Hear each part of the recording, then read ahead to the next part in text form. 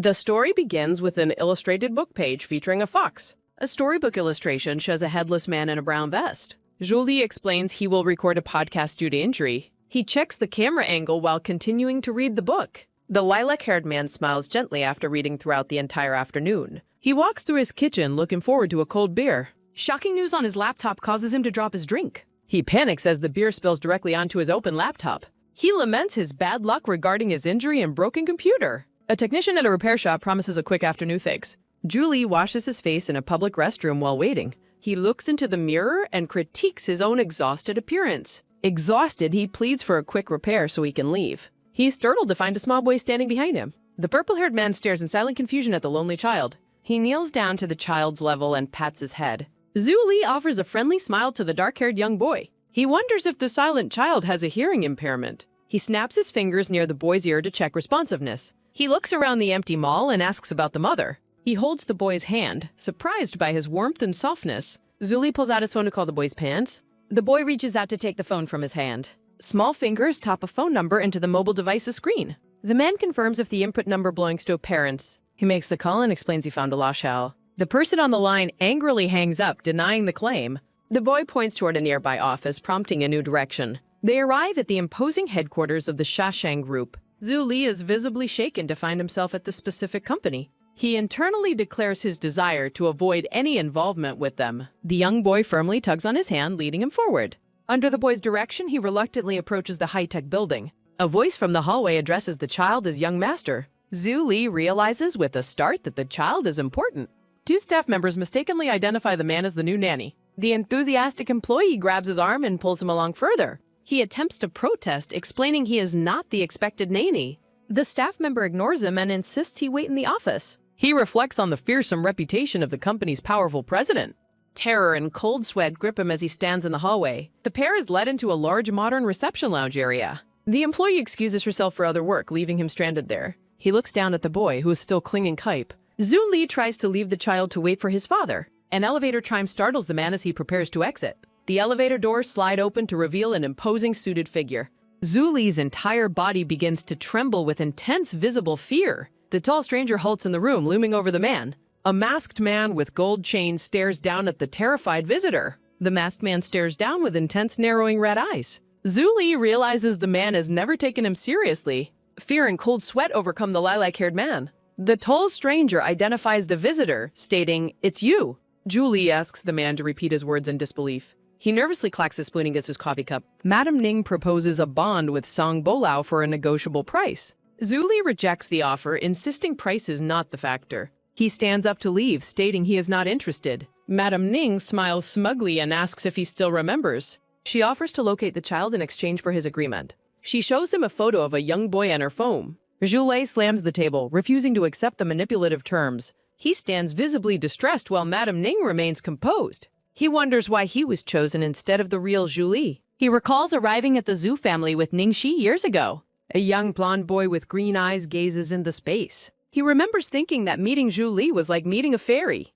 Students approach a school that only accepts certain blood types. A burnt stack of documents sits abandoned on a desk. He recalls school bullying in his accidental meeting with Sung Balao. A close-up shows Anaya watching through a hand's gap. A dynamic figure jumps through the air in a flashback. A dark shadow looms over the lilac-haired youth on the floor. Sang Balao lands heavily on the ground near the boy. The masked figure stands tall, holding a jacket over his shoulder. He looks down and asks about the boy's blood type.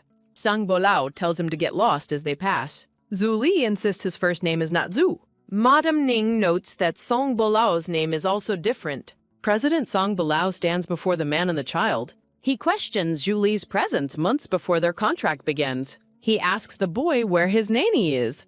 Jolie explains he found the child at a nearby mall. He shows his phone to prove he attempted to call. The assistant realizes she took the call and apologizes. Song Balao orders the assistant to shut up immediately. The assistant bows down in a fit of extreme terror. Zuli leaves the child behind and begins to walk away. An employee leads the young master away to another room.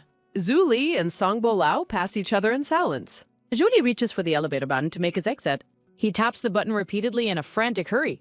The elevator doors slide open to reveal an empty car. Song Bolao declares that the choice of opponent makes no difference. Julie taps the button again, desperate to leave quickly. He stands inside the elevator, looking exhausted and shaken. The doors close, finally providing him with a moment of privacy. He collapses against the elevator wall, huffing in relief. Zuli reveals he intentionally scarred himself to cover surgical marks. Madam Ning's slap in a flashback feels like a piercing sword. The lilac-haired man enters his room, leaving the hallway behind. During a live stream, he explains that lilacs symbolize first love. He pipes purple frosting onto a cake decorated with pink roses. He denies having a first love while responding to viewer questions. He offers tips on making floral decorations look more natural. A close-up of his purple eye reveals a moment of shock. He remains speechless, his mouth slightly agape in sudden surprise. A chibi version of the man prioritizes his income above all. He ends the stream, inviting viewers to his Amber feed. His mobile phone begins to ring loudly on the kitchen counter. He answers an urgent call regarding a ceremony next month. Sweat beads on his face as he listens to the instructions. He arrives at a skyscraper where the assistant welcomes him. The green-haired assistant directs him to where President Song waits. She explains the office layout and the president's living quarters. He enters the room as Song Bolao stands facing away. Song Bolao questions his lack of knocking while unbuttoning his shirt. He apologizes as Song Bolao instructs him to try on a suit. He feels conflicted about changing without any privacy in the room. He feels the weight of intense stares while standing shirtless. He struggles with a time before accidentally tripping toward the president. He falls against Song below, leading to a tense, close encounter. He is momentarily distracted by the scent of the man's cologne. The dark-haired man lets out a small, mysterious chuckle at the incident. He quickly backs away, worried about the president's notorious temper. Song Bolao adjusts his own tie and questions the visitor's competence. He looks down nervously while fumbling with his shirt collar. Song Bolao pulls him closer by the tie to help him. Close-up hands adjust the collar of his white dress shirt. Their hearts race as Song Bolao ties the formal necktie. The president finishes the task and tells him to turn around. He hurriedly puts on a matching white jacket under instruction. Song Bolao stands ready in a black suit with gold details. The two men stand together, both dressed in formal attire. Song Bolao looks sharp and commanding in his dark uniform. Zhu Li feels visibly anxious in his oversized white suit. Song Bolao casts a sidelong glance toward the smaller man. Zhu Li peeks back, noting that the suit doesn't fit well. He feels ridiculous, like a child playing dress-up in adult clothes. Song Bolao promises a tailor and explains his business motivations. The president warns him to follow orders and avoid causing trouble. He quietly acknowledges the command, feeling the weight of the deal. Song Bolao dismisses him, telling him to leave the suit behind. He leaves the office silently as Song Bolao remains seated. He stands alone outside the massive corporate headquarters at night. The man walks away through the deserted, neon-lit city streets. Back in his room, he turns on a desk. He sits down to write in a diary he's kept for years. He holds his pen thoughtfully, lost in his own reflections. He journals about his recent meeting, labeling the events as stupid for catharsis. Persistent ringing and knocking echo through the apartment as he answers the door. Liang Qiuyang bursts into the room, loudly scolding his friend for being so slow. The startled man asks his unexpected guest the reason for his sudden arrival. A huffing Liang Qiuyang stands before his former roommate in a trendy outfit. Liang Qiuyang aggressively demands to know why his friend hid his recent struggles. With a weary, wry smile, the man dismisses the public scandal as unimportant. Liang Qiuyang sits on the sofa, venting his extreme frustration and disbelief. The guest rants about plagiarism accusations and malicious broadcasts while water is poured. Liang Qiuyang slams his hand on the table, his anger boiling over. After a quick drink, Liang Qiuyang vows revenge against those who betrayed them. The guest prepares to start a live stream to publicly confront their enemies. The lilac-haired man restrains his friend, begging him to stop the retaliation. In a moment of desperation, he yells out that he is bonding. Liang Qiuyang freezes in shock, his phone held high during the scuffle. Crying and panicked, Liang Qiuyang fears his shut-in friend is being scammed online. He explains that the bonding involves Song Bolao and his mother's return. He admits his profound exhaustion from years of struggle and public failure. Thoughts of the masked president represent the critical decision he has made. He confesses his deep yearning for a place where he can finally rest. Liang Qiuyang stares back, the weight of the confession settling between them. He offers a gentle smile, hoping the man's mother is finally helping. Liang Qiuyang leans in close, providing a moment of sincere and warm support. A ringing phone on the table interrupts their private and emotional conversation. Annoyed by school reminders, Liang Qiuyang decides to prioritize his friend's crisis. He puts his sunglasses back on, ready to depart after the heart-to-heart. Liang Qiuyang offers final words of comfort and promises a future kara. At the door, the pink-haired guest tells his friend to stay calm. Liang Qiuyang promises to attend the bonding ceremony before slamming the door. Now alone, the man lets out a long, weary sigh in the silence. Maids carefully dress him in a white formal suit for the ceremony. He gazes into the mirror with a somber expression as preparations continue. The dressing room remains quiet as the high-stakes moment draws near. A close-up captures the mounting anxiety and hidden sadness in the man's eyes. He reflects on past traumas of being hated, excluded, and physically offended. A memory of being cruelly abandoned by his mother resurfaces in his mind. The weight of the traumatic recollections causes him to grimace in silent pain. He is startled when someone's hand suddenly reaches out to lift his hair. He weakly protests as a woman begins applying makeup to his pale face. Madame Ning places a hand on his shoulder and questions his nervous state. The mirror reflects Madame Ning's smug, manipulative smile behind her nervous charge. A piercing close-up highlights the woman's cold and calculating focus. He studies a child's photo, questioning his identity and lack of resemblance. Madame Ning dismisses his curiosity, warning him not to be greedy for answers. He asks one last question about the duration of the ceremony. Resignation fills his face as Madame Ning continues her cold, possessive touch. A black limousine carries him toward a grand estate perched on a hillside. Guards at the massive iron gate welcome the arrivals into the property. Observing the vast estate, he acknowledges the immense power of the family. His hands tremble with anxiety as he resolves there is no turning back. A black limousine pulls up slowly as a butler waits at the entrance. The car door is open for the lilac-haired man dressed in his white suit. He takes a deep, steadying breath to calm his nerves before stepping out. He walks down the red carpet toward altar where Song Bolo waits. The grand outdoor ceremony is filled with guests as the two men face each other. He spots Liang Qiaoyang waving enthusiastically from the crowd and feels a bit better. A small, sincere smile touches his face at the sight of his supportive friend. Song Bolo firmly grabs his hand as they prepare to finalize the bonding agreement. Song Bolao pulls him closer into a formal embrace surrounded by blooming pink roses. Song Bolao asks if he is nervous while looking directly into his eyes. He looks away and quietly insists that he is doing just fine.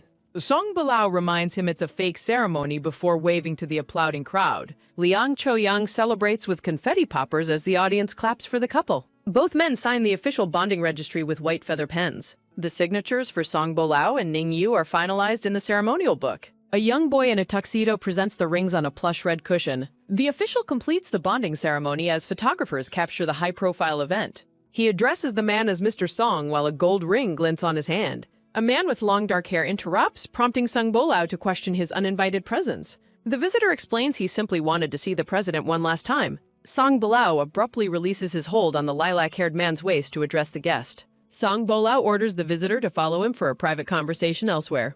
The president leads the man away as the lilac-haired man watches in silence. He stands alone in the quiet garden, processing the sudden departure. Liang Qiaoyang surprises his friend and asks if that man was the actor Mingshu. He admits he is surprised by Mingshu's connection to the powerful Song family. They observe Song Bolao's father talking to Madame Ning while discussing family inheritance rumors. The friends talk about their career goals and debut plans while overlooking the city. Liang Qiaoyang waves goodbye as he departs in a car after the event. Song Bolao's father approaches and asks if he knows where his son is. He shakes his head and the father orders him to send Bolao his way. He wanders through the mansion's quiet hallways, searching for the missing president. He stops a maid and asks if she has seen Song Bolao recently. The maid avoids eye contact and remains silent, looking visibly uncomfortable. He hears muffled sobbing and follows the sound toward a private balcony. He looks up, startled by the intensity of the crying coming from the stairs. He witnesses Mingshu begging Song Bolao to let him stay by his side. Song Bolao smokes a cigarette, listening to the desperate pleas with total indifference. Song Bolao aggressively rejects the man, declaring their past relationship was purely physical. Mingshu flees in tears as the lilac-haired man realizes he has seen too much. A tense visual exchange highlights the sorrow of one man and the shock of another. Song Bolao notices his presence and demands to know why he is there. He quickly explains that Song Bolao's father is searching for him. Song Bolao gives a curt acknowledgement before turning back toward the balcony. Song Bolao's red eyes reflect the lilac-haired man standing in the doorway. The president stands alone, overlooking the festive garden party below. Fireworks explode in the night sky as he makes his quiet exit from the scene. Song Bolao remains on the balcony, watching the fireworks with a somber expression. He walks down the dark stairs, his silhouette reflecting his inner turmoil. He waves a final goodbye to the remaining guests as the long night ends. Madame Ning praises the lilac-haired man's cooperation and suggests maintaining contact. Madame Ning departs in a limousine as he stands alone on the stairs. A maid informs him that the young master is asleep while the men talk. He acknowledges the instructions to rest and not wait for the president. Song Bolao enters the bedroom and suddenly embraces the startled resting man. Song Bolao mocks his loneliness while he defends his decision to rest early. The president aggressively demands he fulfill his duties despite his panicked protests. The lilac-haired man struggles as the president forcefully pins him to the bed. He tries to escape, but Song Bolao firmly catches his wrist in the dark. Song Bolao pins him down, questioning why he is trying to leave. The president grips his neck as the lilac-haired man cries out in distress. Song Bolao mocks his reluctance, triggering a painful memory of a past encounter. Tears stream from the lilac-haired man's eye during the cold, forceful encounter. Song Bolao's red eyes glow with a chilling and possessive intensity. The president opens his mouth, revealing sharp, predatory teeth for a bite. Song Bolao bites down hard on the lilac-haired man's neck, pinning him. Blood drips from the fresh wound on the lilac-haired man's pale neck. Song Bolao claims ownership through the mark while the man gasps in pain. After the ordeal, Song Bolao falls asleep sprawled across the large bed. The lilac-haired man curls up alone, feeling immense disgust for his situation. While baking, he recalls his real blood type and a sudden childhood pounce. The dark-haired young boy observes the delicate rose-shaped dough on the tray. He stops the boy from eating raw dough and promises cupcakes later. A laptop displays the lilac-haired man hosting a secret baking livestream. He looks down at the tray of rose-shaped treats he just finished. The baker looks into the camera with a shy and nervous expression. Comments from viewers flood the screen, praising the baker's handsome appearance. He reacts with shock to the sudden influx of popular attention online. Panicked by the exposure, the lilac-haired man abruptly ends his livestream. He leans against the counter, breathing heavily after the stressful broadcast. The man clutches his chest, overwhelmed by the anxiety of being recognized. Memories of public humiliation and cruel accusations of plagiarism resurface in his mind. He squeezes his eyes shut against the lingering pain of his past. Someone reaches out and tugs firmly on the man's white shirt sleeve. The young boy stands beside him, looking up with silent and curious concern. The boy stares back with large, expressive eyes, waiting for his attention. He offers a weak, reassuring smile and insists that he is doing fine. The young boy runs across the room toward a tablet propped on a chair. The boy holds up a tablet showing the baker's own livestream video. He is shocked to realize the boy has been watching his secret streams. The boy praises the content while the man realizes how they met. He warns the boy about the dangers of trusting strangers based on voices. He pinches the boy's cheek while lecturing him on personal safety risks. He notices the striking resemblance between the boy and a younger Song Bolao. He begins whisking batter to make the promised cupcakes for his guest. The boy waits excitedly on a stool while the man checks the oven. The cupcakes are ready, delighting the boy with their sweet, fresh aroma. The boy holds his cupcake with wide-eyed wonder and pure, simple joy. He pets the boy's head and encourages him to enjoy the fresh treats. They both enjoy the delicious cupcakes and a rare, peaceful moment together. The lilac-haired man is startled as the young boy waits. Song Bolao enters and asks what the two of them are doing. The lilac-haired man coughs nervously while the boy watches his father. He explains they are in the middle of baking some cupcakes together.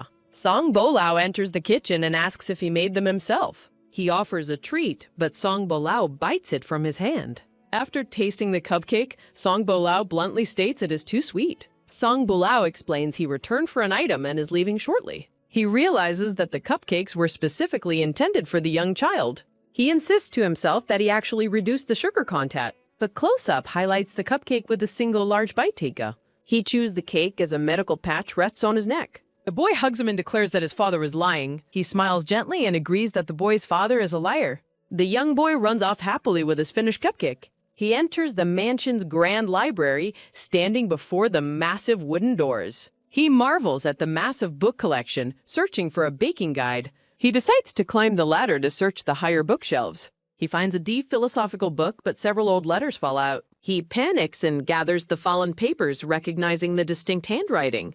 He reads a child's heartbreaking note begging their mother for rescue. A memory reveals a boy with a bird during a child's illness. The boy's father becomes furious and throws the bird out. The boy weeps over the bird's body, vowing to hate him. Narrated text explains a complex past deal involving Luo Qing'e. The Luo family's prejudice against certain blood types caused a rift. A photo reveals a forced bonding plan with a man named Sha Chao. Luo Qinghe was trapped for a forced encounter over 3 nights. The forced bonding resulted in the eventual birth of Song Bolao. A young child watches as a man and woman depart. He realizes Song Bolao was once just as helpless and desperate. He is startled by a voice outside searching for Ning Yu. He turns as a maid directs the president toward the library. Song Bolao enters the library wearing a black mask and suit. Song Bolao slides a tablet toward him and demands he look. He is visibly shaken by the news reports shown on the screen. Song Bolao calls him interesting for hiding his identity while live streaming. He panics and explains his face appearing on stream was accidental. Song Bolao demands the truth regarding the public copycat baker accusations. He prepares to recount the painful story of his past career. After dropping out of school, he found a job as an apprentice. He worked for 5 years under the tutelage of Master Shu.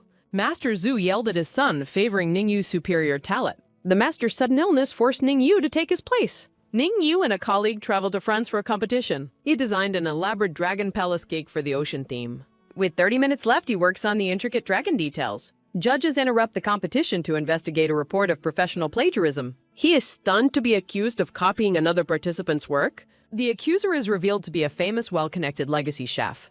In a memory, Shangping accuses Ningyu of using improper methods, while Ningyu wonders why their cakes look identical. Judges order Ningyu to leave as his cake is accidentally destroyed during a confrontation with Shangping. Infuriated by Shangping's false apology, Ningyu breaks free from guards to demand the truth. Driven by desperation and rage, Ningyu strikes Shangping, sending him to the floor. The crowd hurls cruel insults about Ningyu's blood type as he is shunned from the competition. Disgraced and alone, Ningyu loses his baking license while his rival claims the championship title. Returning to the present, Song Bilao questions why Ningyu allowed his enemies to go unpunished. Ningyu laments that he has no evidence to prove the theft of his work. Song Bilao looks at Ningyu with pity, calling his past self foolishly naive. After his license was revoked, Ningyu turned to live streaming until his rival resurfaced to ruin him again. Song Bilao mocks Ningyu's failure, reminding him of their forced bonding encounter in the past. Ningyu clenches his fist as he struggles to find the words to respond.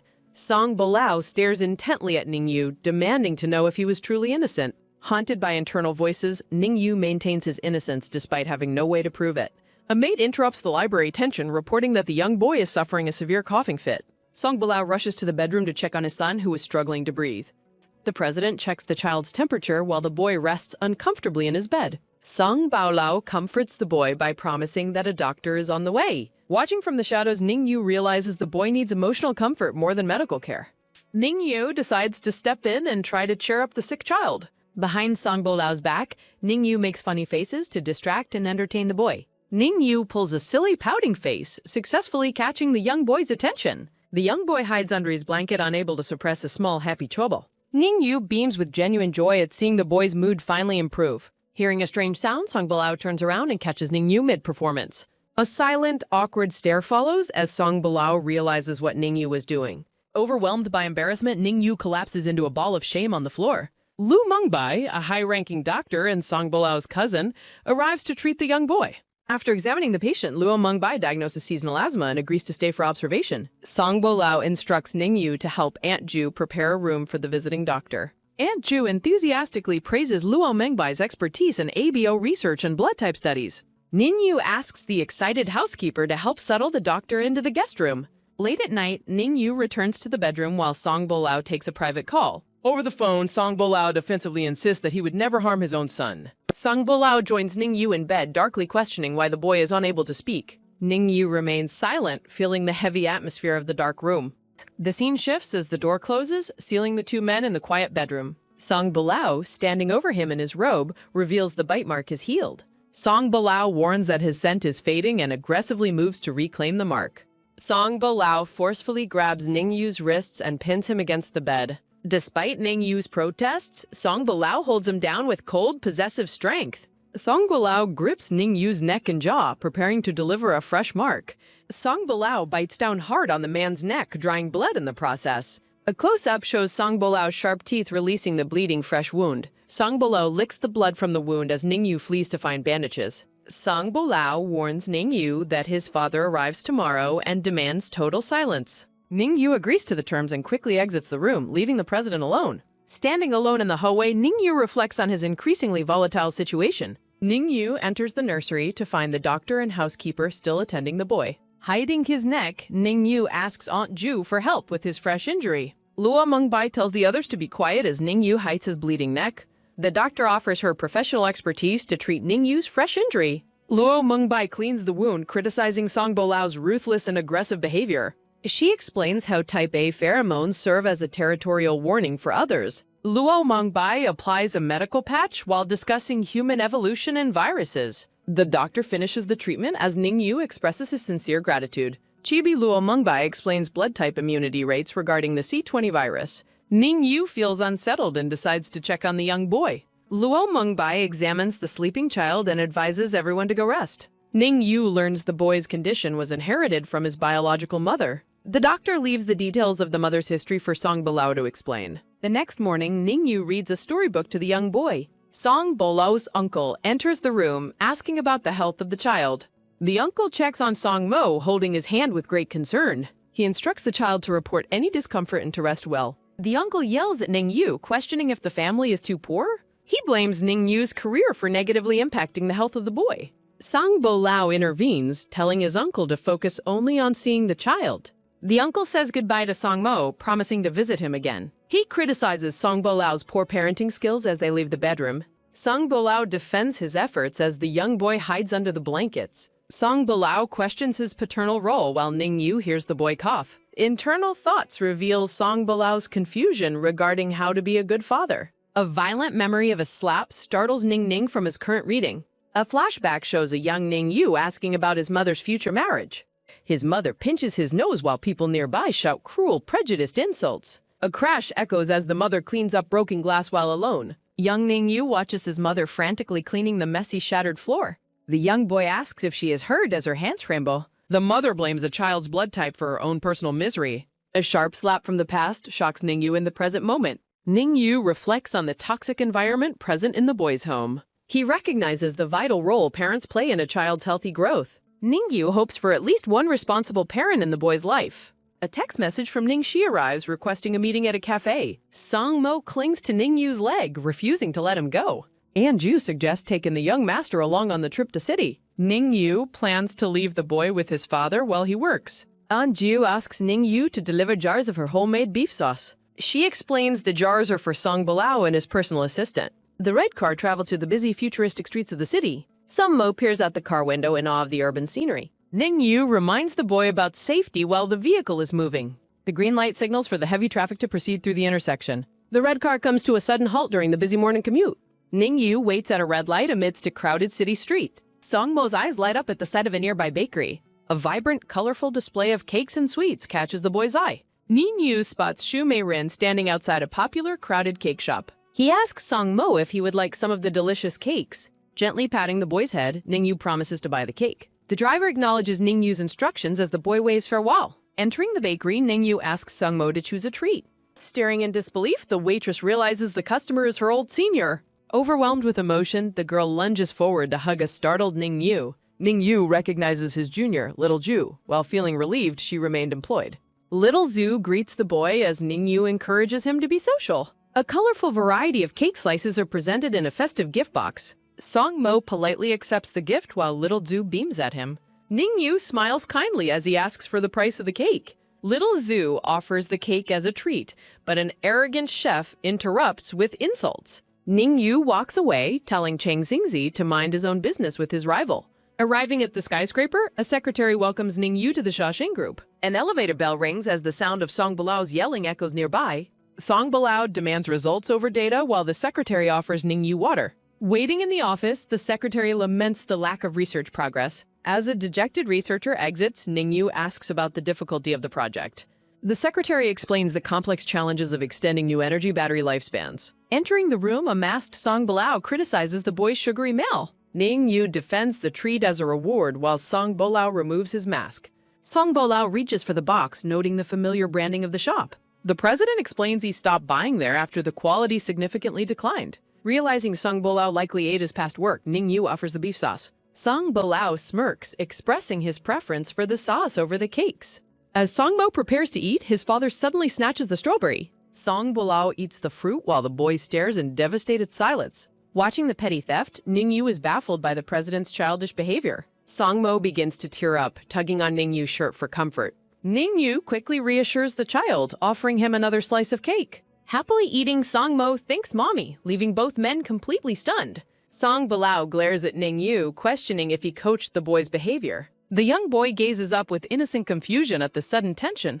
Ningyu denies the accusation, but accepts the boy's chosen way of addressing him. Ningyu tenderly strokes the boy's hair, recognizing his bravery in speaking. Song Balao maintains a cold, piercing stare as he processes the scene. The secretary intervenes, leading the young boy away to wash his hands. Once alone, Song Bolao sternly warns Ningyu against doing anything unnecessary. Ningyu looks up, calmly asking for clarification on the president's warning. Song Bolao mocks the mother role, warning Ningyu to stop playing house. A heavy silence fills the room as Ning Yu absorbs the cruel rejection. Ning Yu clarifies his lack of ulterior motives regarding the boy's biological mother. He explains his genuine care for Song Mo despite his friction with the father. A small, enigmatic smirk plays across Song Blao's face as he listens. Ning Yu's phone alerts him that his scheduled meeting time has arrived. Before he can leave, Song Bo-lao mentions upcoming legal documents for him to sign. Stunned by the mention of a lawyer, Ning Yu pauses at the door. Song Bo-lao notes that Ning Yu's reputation no longer affects only himself. He emphasizes that his company's public image is now tied to Ning Yu's standing.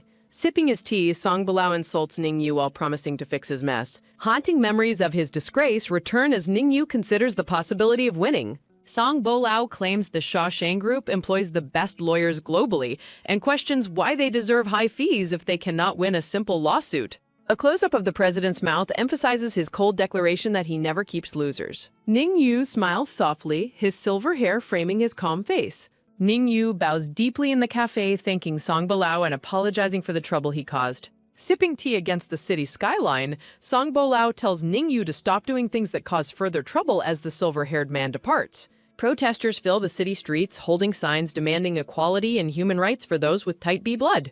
Walking past the demonstration, Ning Yu remains silent as activists shout for justice and fairness. Startled by a sudden hand, Ning Yu receives a flyer promoting the equality movement for type B blood. A female activist pleads for support, arguing that society is being fundamentally unfair to their kind. Ning Yu takes the flyer with a polite acknowledgement while the woman continues her passionate protest. Standing alone by a glass door, Ning Yu quietly studies the contents of the Justice Movement flyer. Entering the quiet cafe, Ning Yu finds Ning Shi waiting at a table overlooking the ongoing protests outside. Placing the flyer on the table, Ning Yu offers a sincere apology for his late arrival. Ning Yu takes a seat and politely orders a glass of lemonade from the nearby waiter. Ning Shi dismisses the protest movement as a waste of energy, claiming it would have succeeded by now if it were effective. Gripping his arm, Ning Yu expresses his fear that those with type B blood are being left completely hopeless. Ning Shi explains that type A and type O blood types are immune to the C20 virus and will always produce immune children. Sipping her tea, Ning Shi coldly notes that type B individuals lose their value after childbirth and are easily controlled by type A marks.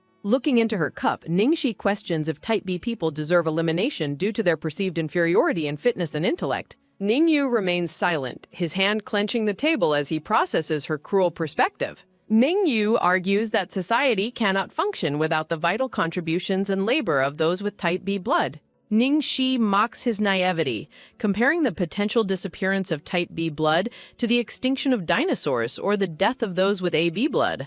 Clenching his fist, Ning Yu insists that type B people perform the essential jobs that other blood types refuse to do. Reflecting on his past, Ning Yu recalls the systemic discrimination that made it easy for Cheng Xingze to frame him. He considers how type A and O blood types control wealth and rights while type B people struggle for daily wages. Seeing Ning Shi as a reflection of his own past self, Ning Yu recalls writing similarly depressing thoughts in his diary. Ning Yu realizes that while Ning Shi has surrendered to despair, he is still desperately struggling against the harsh reality of their world. Shards of glowing light drift through a dark ethereal void. Abandoning the argument, Ning Yu sighs and suggests they move on to the actual business at hand. Ning Shi reveals the child is named Yu Yu and has been placed with a type B family she visits occasionally. A look of shock crosses Ning Yu's face as he asks if the boy knows about his existence. Ning Shi claims the boy frequently asks about his father and pressures Ning Yu to finally reveal the man's identity. Ning Yu avoids her gaze, claiming he doesn't know the father's identity while characterizing the birth as a valuable opportunity. When Ning Yu asks to see the child, Ning Shi reminds him of their 6-month agreement and asks if he feels regret. With a smug smile, Ning Shi insists that she will only keep her promise if Ning Yu upholds his end of their deal. Ning Yu is devastated to realize that Ning Shi views their relationship solely as a business transaction rather than family. Ning Shi offers a video call as a compromise, to which Ning Yu desperately and immediately agrees. Ning Yu checks his phone calendar as he anxiously asks when the next opportunity to see the boy will be. Reflecting on recent events, Ning Yu is glad to finally have some personal space while Song Bo-lao is away in the city.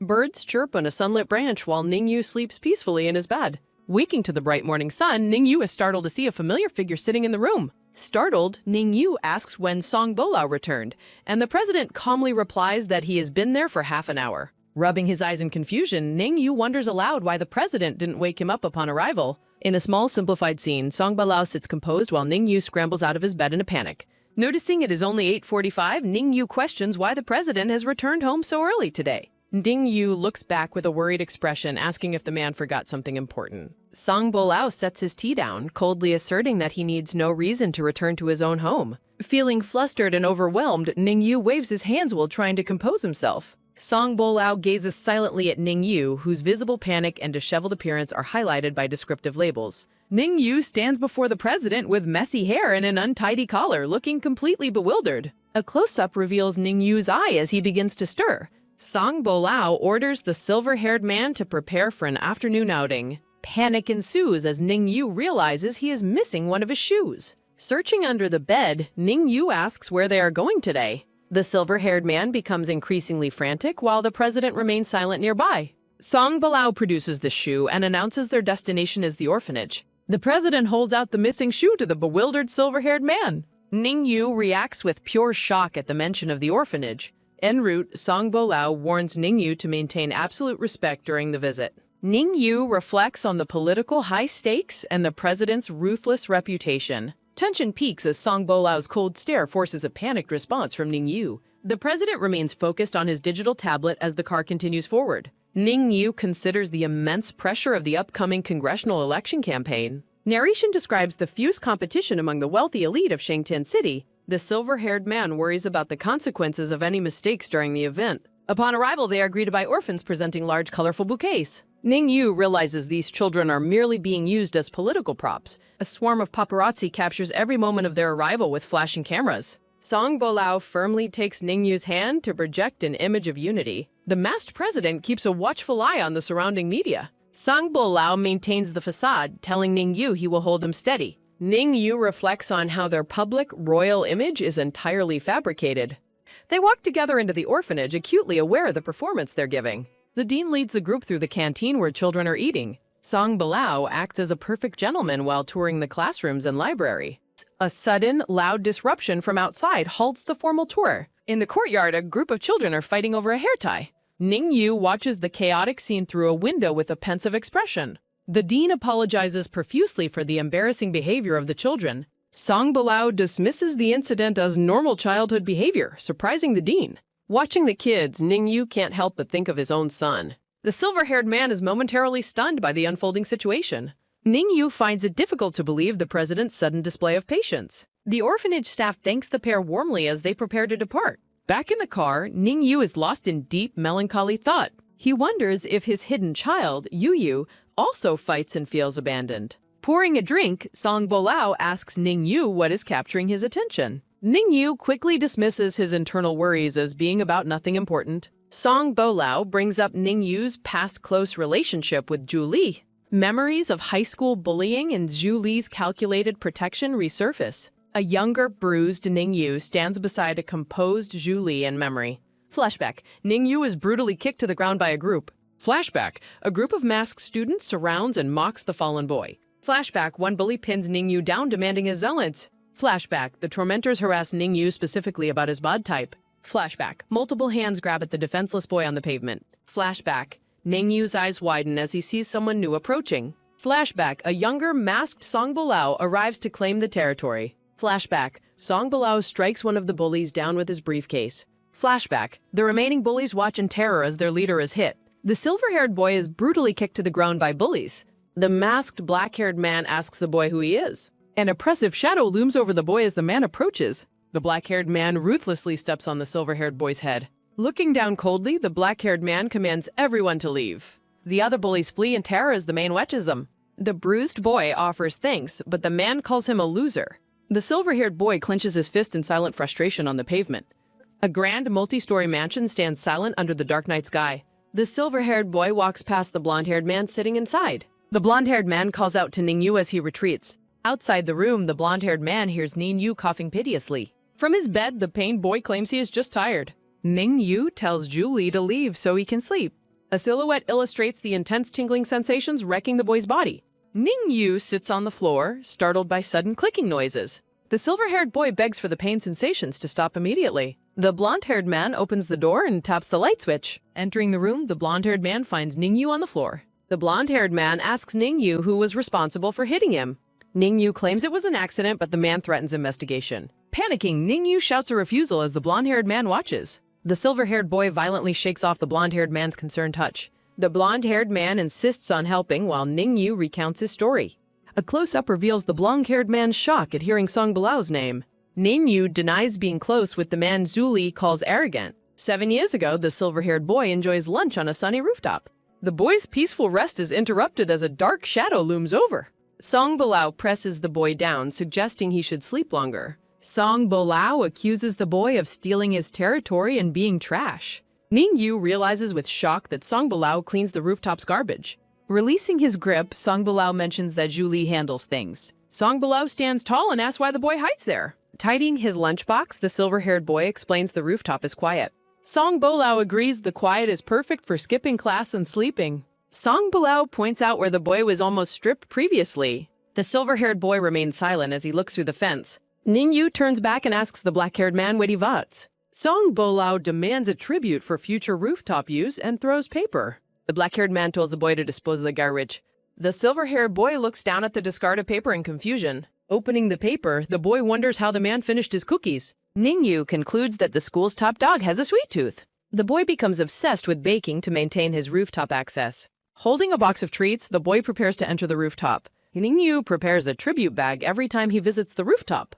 The silver-haired boy sets down a tribute that the man later collects. The two students stay in their own spots, barely interacting at all. Mingyu waits on the stairs for Song Bilao to depart first. Song Bilao mocks the friendship and asks if the replacement was planned. Song Bilao mocks Ningyu's successful scheme while the boy remains silent. Aggressively grabbing his arm, Song Bilao demands a response from Ningyu. The black-haired man exerts painful pressure on the boy's slender arm. Song Bilao shouts, questioning why the silver-haired boy has suddenly become mute. Ningyu admits he conspired with Zuli to achieve his goals. Song Bilao asks if he is a scumbag, shocking the boy. Releasing his grip, Song Bilao hears Ningyu's resolve to seal their deal. Ningyu coldly accepts the labels of being shameless, scheming, and a scumbag. Ningyu realizes this acceptance is his path to living peacefully together. Song Bilao stays in the city for days after their orphanage visit. Lawyers discuss seeking apologies and monetary compensation for Ningyu's past reputation. After years of being called a copycat, Ningyu demands every form of restitution. The legal team is visibly startled by the boy's firm, multifaceted demands. The lawyers agree to fight the lawsuit for reputation infringement and competition. They promise to succeed for both Ningyu and President Song's sakes. Ningyu feels a sense of security knowing Song Bilao cares for him. Song Mo enjoys field observation homework while Ningyu watches him fondly. They examine photographs of nature that the young boy captured for school. Song Mo identifies a mother bird feeding its chicks in a nest. Ningyu gently suggests the bird in the photo could be a faller. The young boy wonders if he will ever have siblings like birds. Observing the frail boy, Ningyu reflects on Song Mo's immense loneliness. Ningyu asks Song Mo if he would like to have a brother. The silver-haired man promises that his own son will soon join them. They share a pinky promise to bring the big brother home soon. Overjoyed by the news, Song Mo expresses his love for his future brother. Ningyu picks up the happy child, sharing the moment of pure affection. Embracing the boy, Ningyu reflects on the unexpected joy of being loved. A maid interrupts their bonding to deliver Ningyu's incessantly ringing phone. Ningyu finds 20 missed calls from his friend Liang Kuya. Excusing himself, Ningyu asks the maid to stay with the young boy. Liang Qiang urgently reveals that Mingshu attempted suicide by overdosing recently. Liang warns of impending media scandals and fan protests against the Shasheng group. Unaware of the situation, Ningyu promises to investigate and call Liang back. Hanging up, Ningyu expresses shock at being caught in an industry scandal. Ningyu contacts President Song's office to confirm the details about Mingshu. The assistant explains the news is suppressed, but Song Bilao was brutally whipped. Ningyu is horrified by the mental image of the president's bloody punishment. Desperate, Ningyu asks if anyone attempted to stop the violent physical abuse. The assistant reveals Song Bilao forbade intervention during the 100-lash punishment. The silver-haired man stands in stunned, silent disbelief at the revelation. Processing the news, Ningyu ends the call with a troubled expression. Ningyu quickly informs Aunt Ju of the president's imminent return and condition. A car arrives at the mansion as Song Bilao returns late at night. Entering the hall, the president questions why they are waiting for him. Song Bilao ignores them, heading upstairs while Ningyu follows him in concern. The president stumbles against a wall, his composure failing due to his injuries. Ningyu realizes the man is faking strength and offers his physical assistance. Song Bilao violently rejects the offer, shouting at Ningyu to not touch him. Gasping for air, the injured president retreats alone down the long, dark hallway. The silver-haired man remains silent, his expression unreadable and somber. The dark-haired man firmly grips Ningyu's arm, telling him to stop being stubborn. In the dimly lit hallway, the two men stand together in a moment of quiet tension. Bilao helps the silver-haired man walk through the doorway into a dark bedroom. Ningyu pushes the dark-haired man away, demanding to be left alone and told to get out. The silver-haired man criticizes Bilao for acting like a child as he notices blood on his back. Ningyu warns Bilao that his wound is bleeding, but Bilao dismisses the concern. Reflecting on the man's past injuries, Ningyu lifts the blood-soaked bandages to check the wound. In a flashback, young Ningyu applies medicine to Bilao's bruised back after he was beaten. A text bubble identifies the person responsible for the beating as Luo Qinghua. Song Bilao lies face down on the bed, looking exhausted and pained.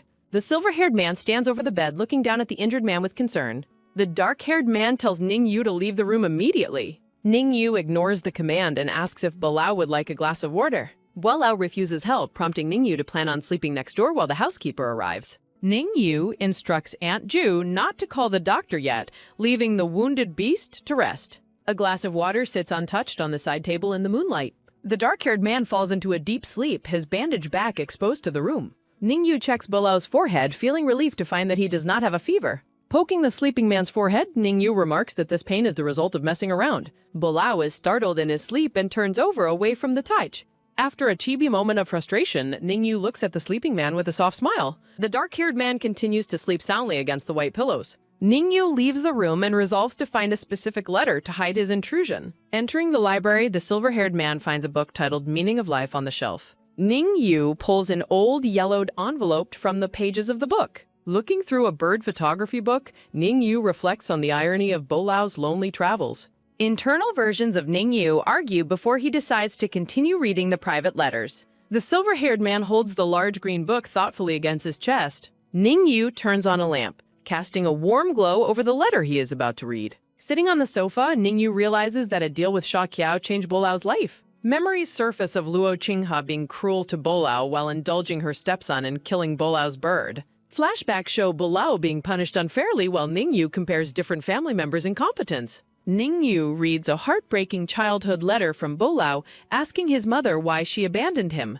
The letter concludes with a devastating realization that no one needs him, leaving Ningyu stunned. Snapping out of his thoughts, Ningyu quickly puts the letter back and closes the book. After returning the book, Ningyu is startled by the sound of a glass crashing nearby. Rushing back to the bedroom, the silver-haired man finds Bilao awake and asks what happened. Bilao notes how fast Ningyu arrived, while Ningyu lies about just passing by. Bilao asks for water while the silver-haired man begins to clean up the broken glass. As Ningyu turns to leave, the dark-haired man asks him to wait. Ningyu sits on a stool by the bed while Bilao drinks water through a straw. The dark-haired man huffs in exhaustion while finishing the glass of water. Touching his forehead, Ningyu confirms Bilao has a fever before Bilao roughly shakes his hand off. Bilao demands medicine so he can sleep, and Ningyu tells him to stay put while he gets it. The dark-haired man takes the pill from Ningyu's hand and swallows it. Bilao collapses back onto the bed, huffing as the fever takes its toll. Ningyu watches the man with a look of deep, silent pity. The silver-haired man remains in the room, watching over the sleeping Bilao from a nearby chair. Floating thought bubbles echo a child's question of why he was left behind. As Song Bilao talks in his sleep, Ningyu watches him with concern. Ningyu notices the black-haired man's temperature rising and his face flushing. A close-up shows hands twisting water out of a white cloth towel. Ningyu gently wipes the sweat from the injured man's bare back. Ningyu reacts with a start when the towel slips from Bilao's forehead. Song Bilao grabs Ningyu's arm in his sleep, shivering and asking why he was mean. Looking down with a pained expression, the silver-haired man offers a soft apology. Ningyu asks for forgiveness while tucking in the man who mumbles that it's a dream. Relieved that the man has settled back into sleep, Ningyu exhales deeply. The doctor asks why his father hit him while Song Bilao removes his bandages. Showing the horrific whip scars on his back, the woman asks what angered his father. Song Bilao explains that a celebrity took pills because of him and wanted a visit. The doctor mocks his bad luck with the celebrity while treating his painful wounds. Adjusting her glasses, the woman asks if this scandal caused the physical punishment. Song Bilao looks away and notes that the woman already knows his father's plan. Bilao explains his father threatened to whip him to compensate for any lost votes. Ningyu reflects on their stubbornness while the doctor discusses the potential loss of votes. The doctor notes that the situation is risky and the father's anger is understandable. Wrapping the bandage, the woman comments on how much they are truly related. The woman identifies herself as his cousin while Ningyu listens silently in the background. The black-haired man remains silent as the bandaging of his torso is completed. Songmo runs through the water, happy that the tutor craze his footwork. Ningyu smiles warmly as he watches the young boy play in the sun. The pair explores a rocky stream while searching for a beautiful stone for school. Songmo excitedly holds up a small red stone he found in the water. Ningyu suggests the red stone might be a gemstone similar to a bloodstone. Songmo is curious about the bloodstone, while Ningyu prepares to show him photos. The silver-haired man asks if they are ready to leave the stream. Ningyu pats the young boy's head and calls him a very good kid. The happy child runs ahead along the mountain path while Ningyu follows. Ningyu warns the boy about the slippery path right before he slips himself. The silver-haired man falls into the water as the young boy watches in shock. Ningyu sits in the shallow stream, groaning in pain from his fall. Songmo rushes back toward him, crying out to ask if he is okay. Inspecting his bare foot, Ningyu admits he has badly sprained his ankle. Ningyu worries about being stuck while telling the child not to be afraid. Ningyu manages to call Song Bolao, pleading for someone to come pick them up. On the other end, the black-haired man asks what happened to the silver-haired man. Ningyu quickly repeats his location before the call suddenly ends. Ningyu stares at his phone in despair as the signal completely disappears. Songmo clings to the man's arm and admits he's feeling very scared. Ningyu attempts to stand up to see if he can walk out Aloha. Intense tingling sensations prevent the man from putting any weight on his foot. Ningyu sits back down, and the boy asks if they should wait for Daddy. The pair sits together as Ningyu wonders if help will arrive by sunset. Songmo points out a bird, which Ningyu identifies as a shrike. A text panel explains that the long-tailed shrike is a species the man knows. Flashback, a younger Ningyu sits alone in a school uniform, writing in a notebook. The student pauses his work when he hears a bird chirping nearby. A purple bird perches on the chain-link fence as the boy watches it. In a flashback, Song Bolao asks if the bird is beautiful, while the narrator notes its ruthless nature. During their secret meetings, Bolao describes bird habits and various species with surprising passion. The black-haired boy asks the silver-haired student if he is familiar with shrikes. Ningyu silently ponders whether he should admit to knowing about the bird. Bolao describes the butcher bird, while Ningyu reflects on the imperfections of even great people. Ningyu notes that Bolao's drawing skills are as poor as his infamous temper. Seeing his companion struggle, Ningyu offers to draw if Bolao provides the descriptions. As Bolao describes the bird's features, Ningyu begins a detailed sketch in the notebook. Bolao praises the drawing and asks if Ningyu's name was inspired by the shrike. Bolao shares the protective nature of shrikes and wonders if his name signifies a wish for protection. Back in the present, Songmo's question about a daddy bird makes Ningyu laugh. Ningyu explains to the young boy that his father's name relates to the shrike. A confused-looking shrike watches the pair from its perch. The colorful bird rests quietly on a rock within the sun-dappled woods. Songmo watches in awe as the wild bird takes flight into the trees. Ningyu warns the boy to stay safe while struggling with a lack of signal. The child's gaze follows the bird as it glides through the forest canopy. The bird flies past a dark silhouette, signaling a mysterious presence. Songmo calls out for his father, leaving Ningyu in stunned disbelief.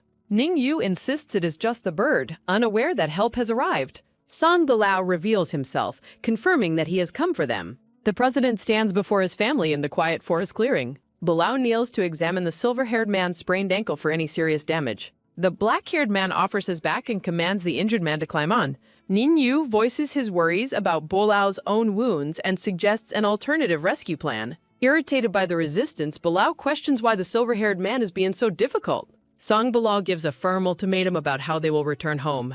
He bluntly tells the man to either accept the help or crawl back alone. Bolao stands tall and waits for Ningyu to make a final choice. Accepting the help, Ningyu apologizes and carefully leans onto the man's back. Ningyu asks if the weight is hurting the man's fresh back wounds. Bolao tells him to stay out of it and begins walking with a slight stagger. The father tells his son to follow closely and not to wander off. The group makes their way through the lush forest as evening approaches. But Songmo keeps a firm hold on his father's clothing to stay close. The young boy remains close to his father's side during the trek home.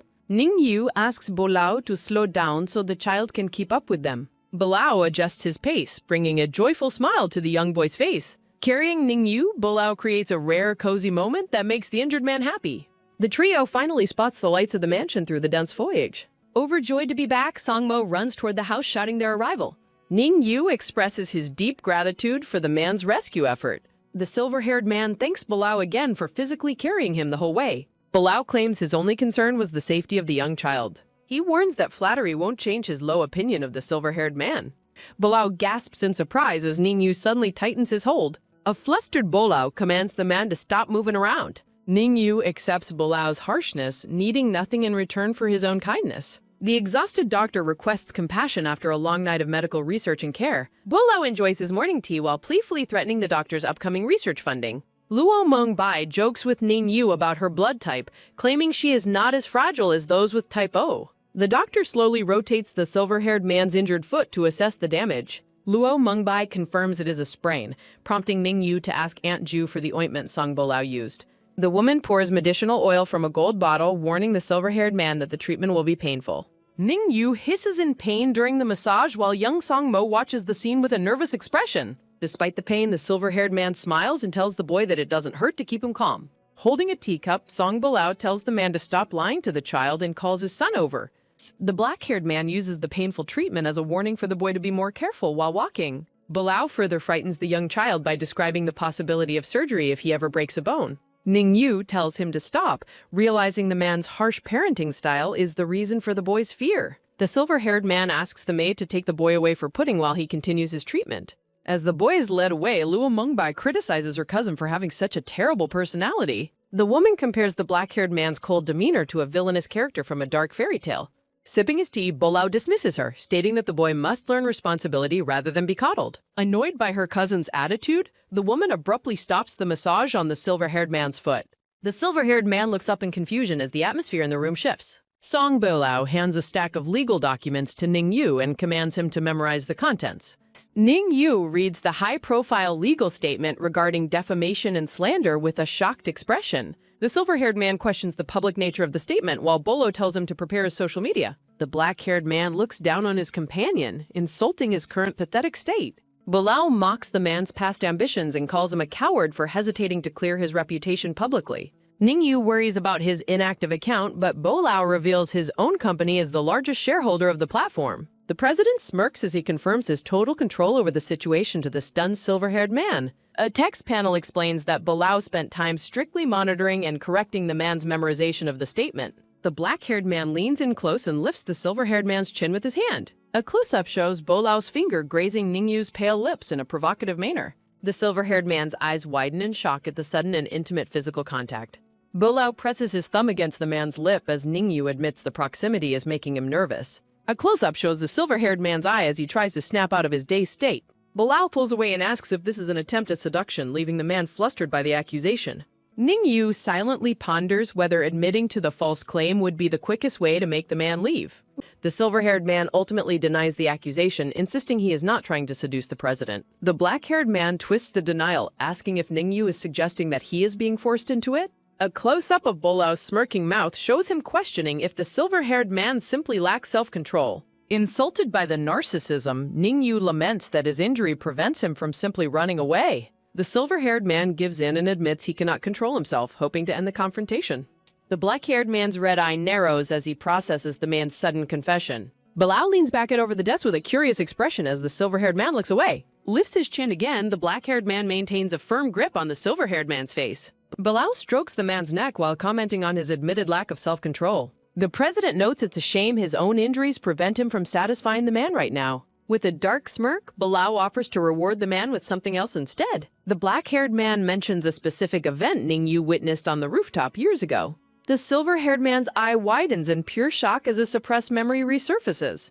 Flashback, a younger Ning Yu naps on a school rooftop until a strange noise suddenly rouses him. The student gets up to investigate the source of the heavy breathing echoing behind the fence. A younger Bolao in a mask is seen leaning against the fence in a state of physical distress. The student watches from the doorway, completely stunned by the shocking scene he has stumbled upon.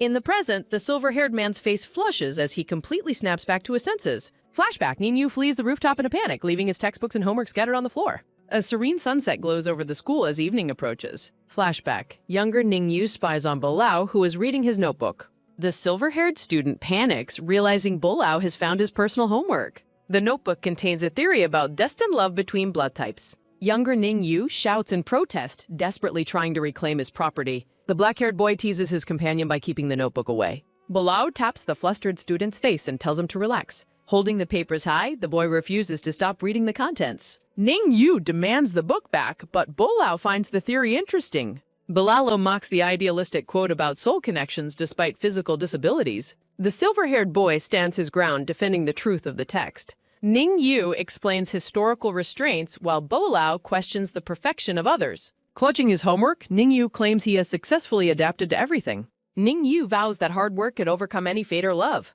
Back in the present, a film crew prepares for a public statement. An assistant readies Ningyu, who looks apprehensive about the filming process. A close-up captures the silver-haired man's intense gaze and rising nerves. The study room desk is set for the upcoming legal announcement. A hand gently touches the man's silver hair before the broadcast begins. Bao Lao looks down at Ningyu, his expression calm and authoritative. Ningyu turns away, his face blushing from the sudden physical proximity. Bao sets a short timer for the man to finalize his preparations. The president mentions a past bakery case while reviewing files on his laptop. An assistant informs President Song that it is time to start recording. Bolao asks if he is ready as the 3-second countdown begins. Ningyu takes a deep breath, steeling himself for the public address. The silver-haired man faces the camera to deliver his formal legal statement. He declares his intent to sue those responsible for the malicious defamation. Ningyu vows to clear his reputation and defend his rights publicly. Bolao monitors the feed, making the man feel like a debuting performer. An assistant hands Bolao a tablet as he concludes the successful show. The crew departs while Bolao offers brief praise for the man's performance.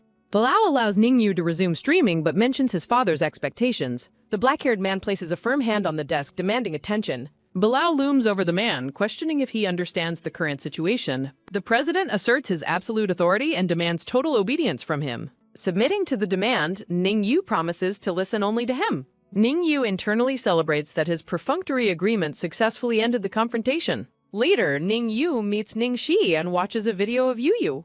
The silver-haired man cries while watching his son speak on the screen. On the screen, young Yuyu waves goodbye to go do his homework. Time passes in silence as Ningyu remains focused on the device. Ningxi checks her watch, signaling that their brief time is up.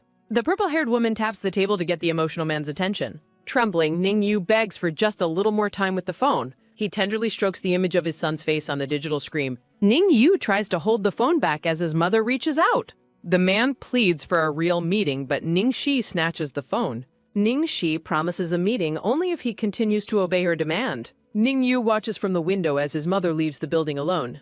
Ningyu rests his hand on a blue tablecloth, appearing deeply troubled. A waiter approaches the silver-haired man and asks if he requires any assistance. Ningyu declines help while reflecting on how even a stranger notices his injury, unlike his indifferent mother. Sitting in the back of a car, the silver-haired man gazes out the window pensively. From the vehicle, Ningyu watches a young boy and his father walking past a storefront. Stepping out of the car, the silver-haired man observes that the bakery business seems unusually quiet. Upon entering the shop, a cheerful waitress welcomes him to the establishment known as Shumarin. The brown-haired waitress, Little Ju, recognizes him and hesitantly asks if he is there for a reason. With a gentle smile, Ningyu tells her he has come to purchase some cake. Little Ju asks for his flavor preference, and he requests a slice of strawberry and blueberry cake. As he waits, two bakers in the background stare at the silver-haired man with cold, unwelcoming expressions. The waitress informs him of the total price, and Ningyu agrees to team up. Little Ju nervously asks the silver-haired man if he truly intends to file a lawsuit against them.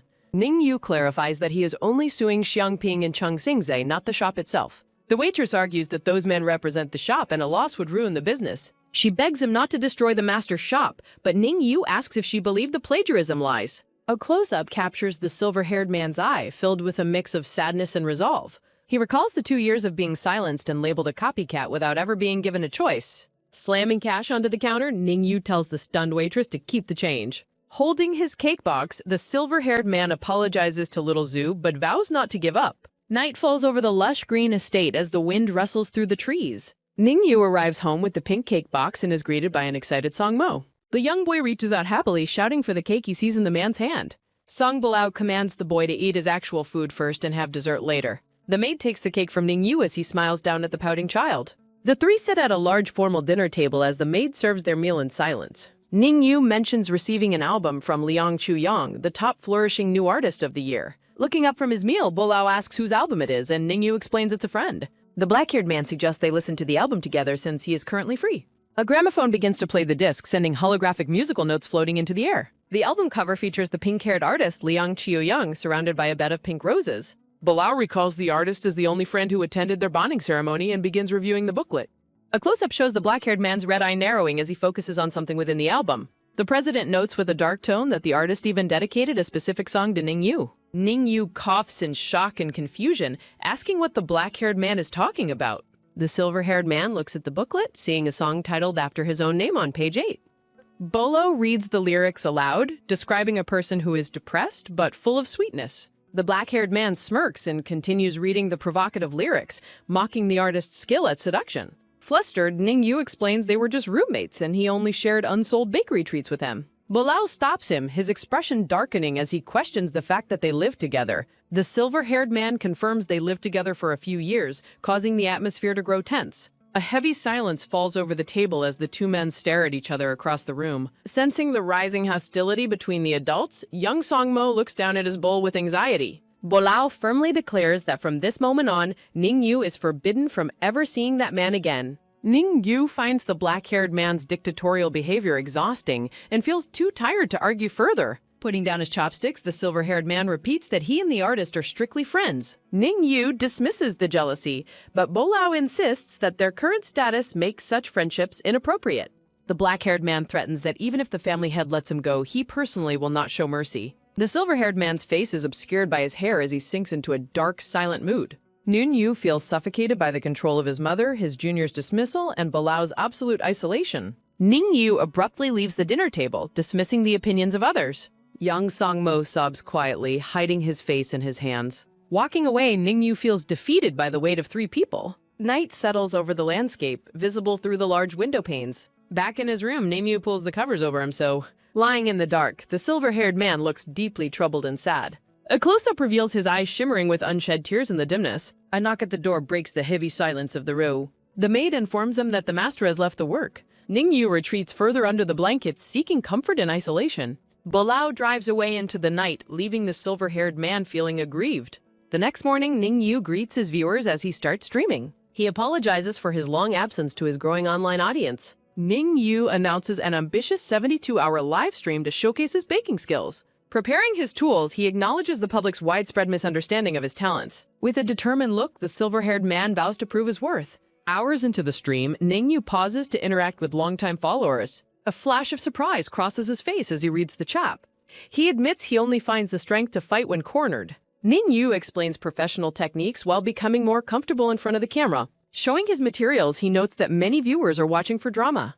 The live chat displays a mix of enthusiastic support and harsh criticism. He believes that the sheer volume of viewers will drown out negativity. Late at night, Ningyu continues to share tips for creating perfection. He decides to rest but leaves the camera active for the audience. As the lights go out, the chat remains flooded with messages. Morning of the second day begins with a cheerful greeting from Ningyu. He returns to the oven, surprised to see many viewers already waiting. Ningyu begins the intricate work, preparing the foundation for his centerpiece. His hands move swiftly as he shapes the delicate edible decorations. He notices a viewer correctly guess the mythical creature he is crafting.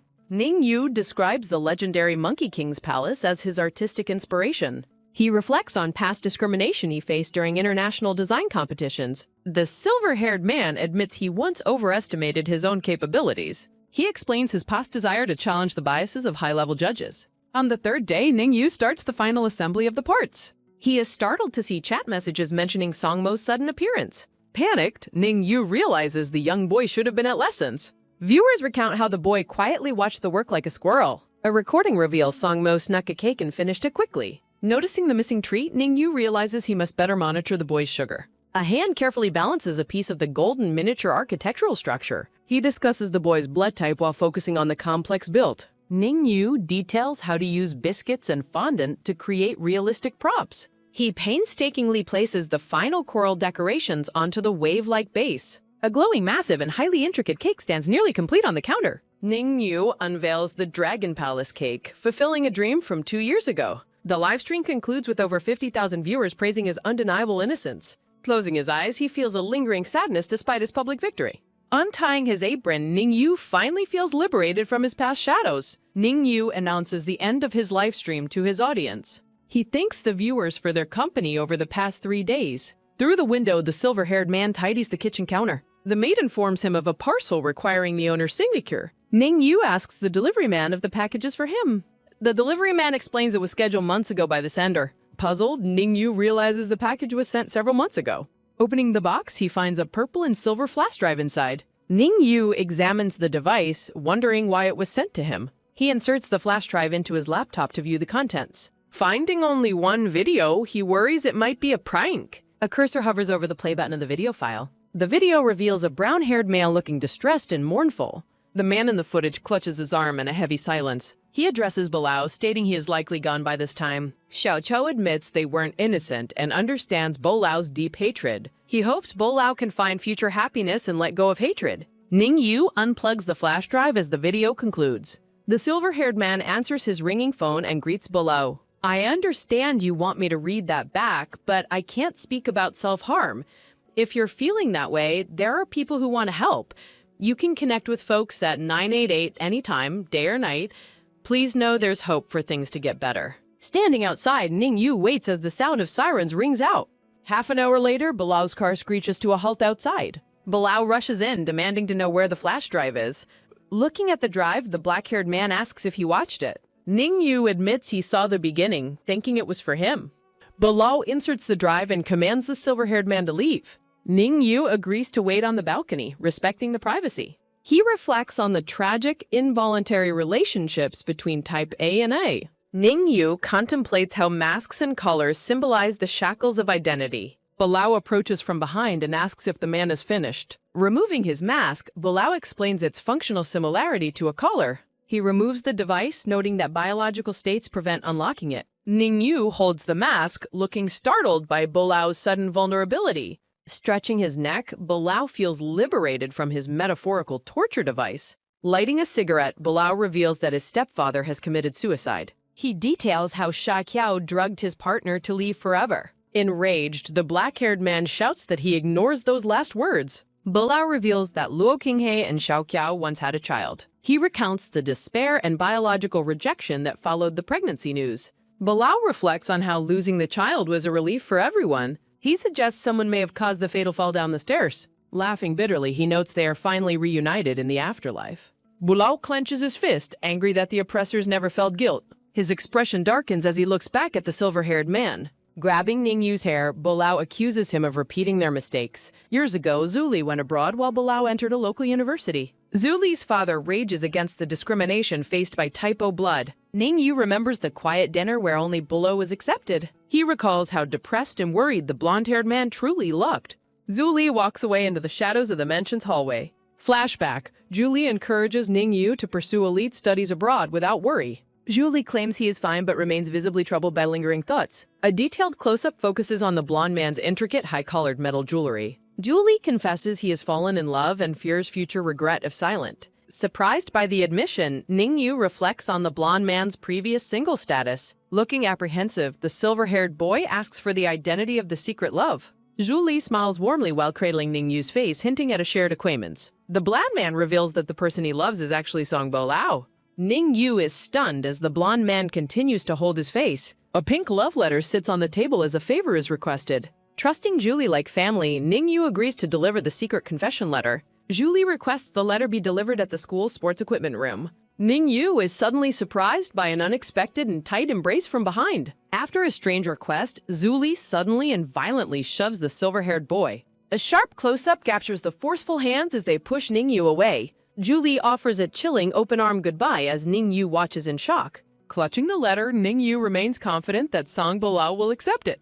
An aggressive, masked Songbo Lao enters the room, demanding to know Ningyu's purpose. As Ningyu tries to explain, a strange, sweet-smelling gas fills the room. Songbo Lao gasps in sudden pain as the mysterious scent begins to take effect. The masked man becomes manic, accusing Ningyu of setting a trap. Terrified, Ningyu backs away while insisting he has done nothing wrong. A loud bang echoes through the room as the exit is suddenly compromised. Outside the room, Julie smiles coldly as he secures the heavy door. Ningyu realizes they are trapped as Songbo Lao struggles with his rising instincts. Songbo Lao desperately kicks and pulls at the solid locked equipment room door.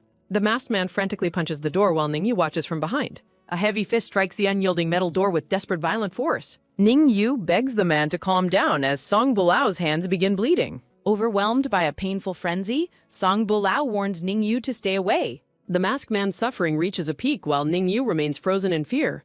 Songbo Lao's bloodied hand suddenly and forcefully seizes the silver-haired boy's wrist. Pinned to the floor, Ningyu is met with the masked man's absolute fury. Memory fades as Songbo Lao collapses on top of the silver-haired boy. Ningyu vaguely recalls the man's beast-like growls and his own terrifying helplessness. A sensory storm of osmanthus scent and pheromones completely envelopes the silver-haired boy. Surrounded by falling flowers, Ningyu's consciousness finally drifts into a blank state. Waking much later in the darkened room, Ningyu finds himself alone. Song Bilao sits nearby, shirtless and reading the forged letter with a grim expression. The dark-haired man crumples the paper, his anger reaching a boiling point. A close-up captures the pure, vengeful rage in Song Bilao's glowing red eyes. Ningyu sits up in terror as the masked man calls his name. Song Bilao violently chokes the boy, mocking his perceived attempt to change destiny. The dark-haired man insults Ningyu's blood type, labeling him as literal trash. Song Bilao stares with utter contempt before continuing his harsh verbal assault. A heavy, tense silence fills the room as the man glares at the boy. Releasing his grip, Song Bilao orders Ningyu to never appear before him again. The masked man expresses his ultimate disgust as Ningyu gasps for air. In the present, Song Bilao aggressively recalls the humiliation and beastly behavior of that day. The dark-haired man bites Ningyu, questioning the validity of his past love. The silver-haired man questions why someone would hurt him while claiming love. The black-haired man offers a pained apology, leaving Ningyu stunned. Bilao discards his cigarette and retreats as Ningyu clutches his head.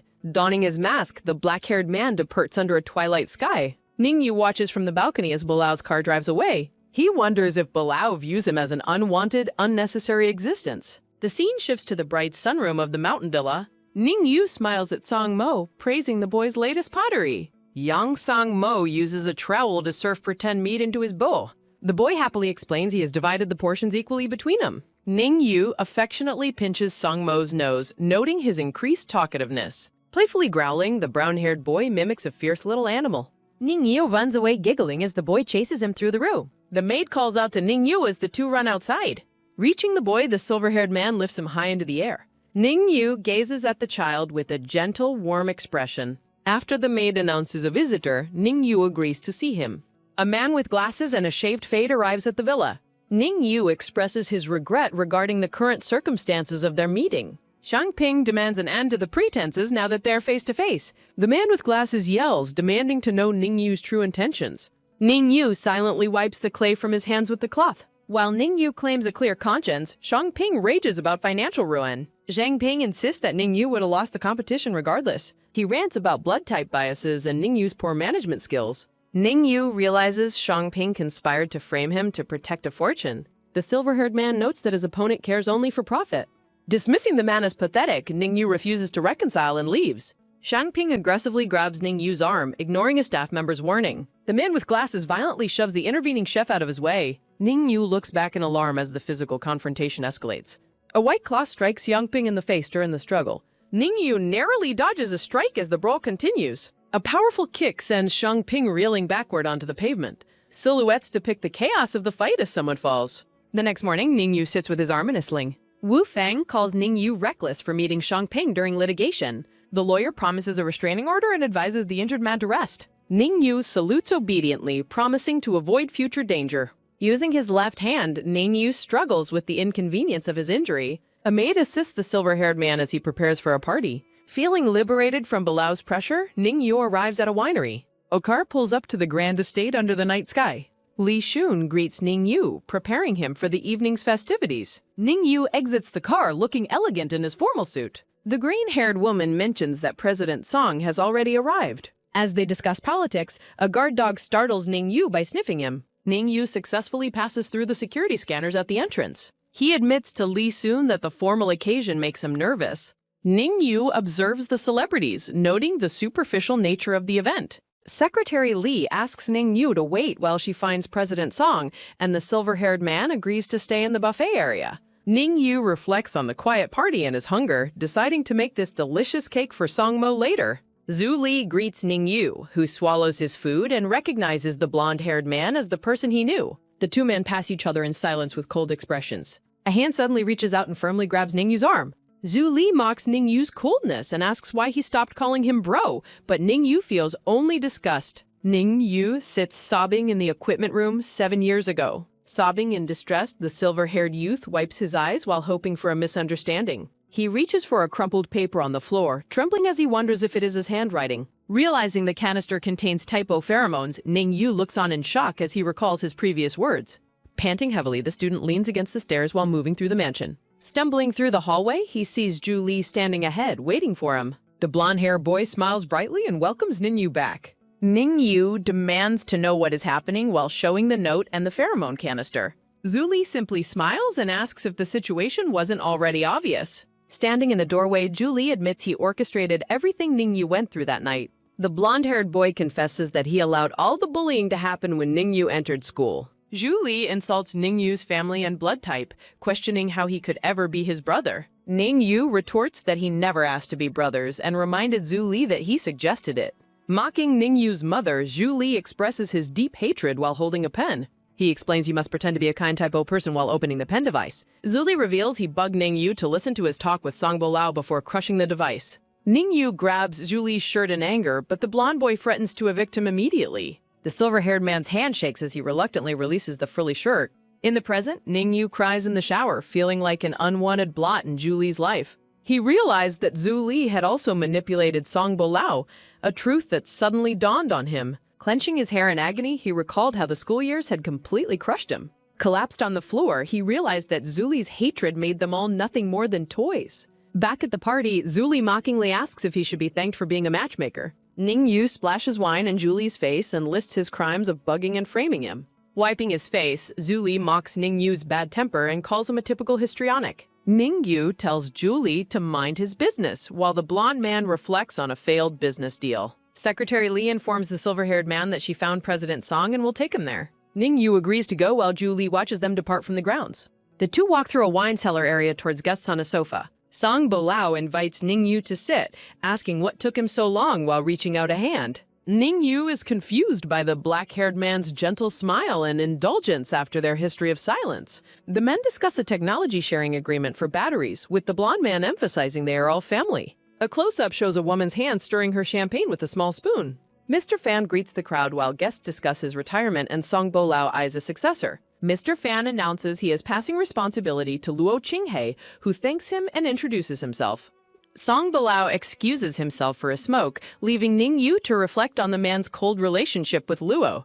The blonde man asks Ningyu if he has seen Zhu Li, suggesting they should talk more. The woman warns Ningyu not to take refuge in the wrong person as the family stands together. Narrative text explains that Ningxi will be a backup plan once they reconcile. Ningyu declares he wants nothing to do with Zhu Li before a scream echoes from an intruder. A man bursts in shouting for Type B blood supremacy and smashes a bottle of pink liquid. Guests realize the liquid contains Type O pheromones as the blonde man identifies the intruders as radicals.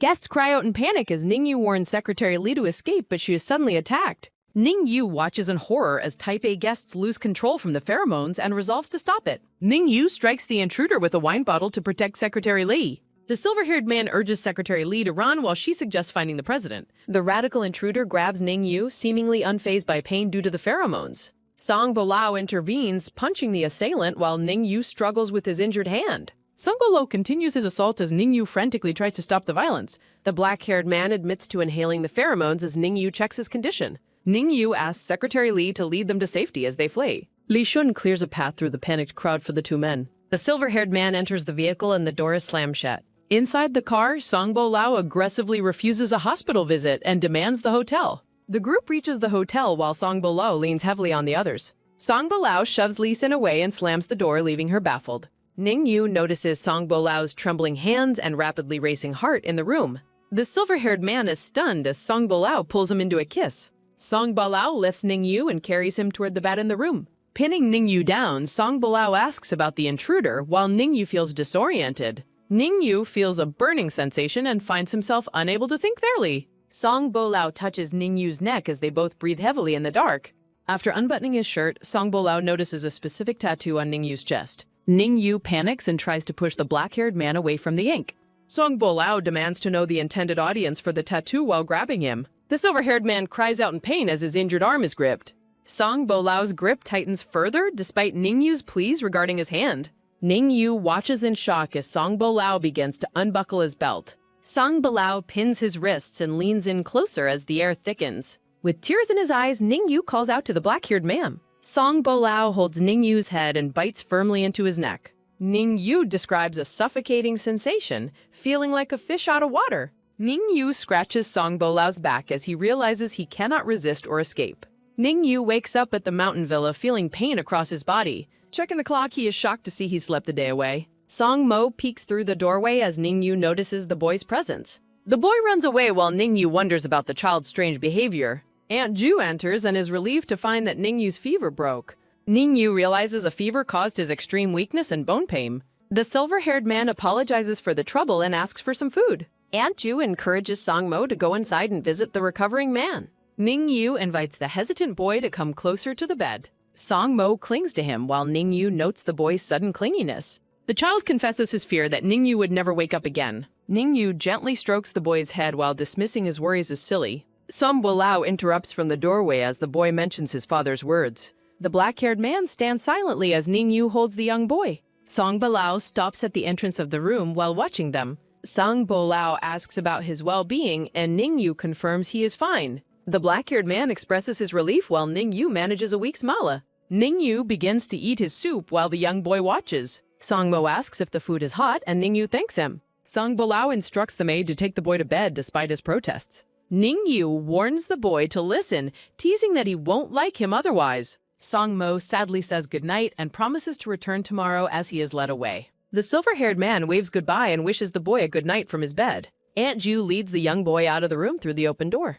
A heady silence fills the room as the black-haired man sits watching the silver-haired man eat. The black-haired man maintains a serious expression while resting his chin on his hand. After the silver-haired man asks what is wrong, the black-haired man notes how well he handles the child. The silver-haired man is visibly shocked when the black-haired man suddenly asks if he wants a child. The silver-haired man remains silent for a long moment before slowly turning his head away. The silver-haired man firmly rejects the idea of having a child, which the black-haired man calls great. Silence returns to the dimly lit bedroom as the two men remain in their respective places. The silver-haired man looks downcast as he continues to eat the soup in his lap. The black-haired man questions why Shang Ping was allowed there, and the silver-haired man promises it won't happen again. The silver-haired man admits his naivete before asking about the final outcome of the previous night's incident.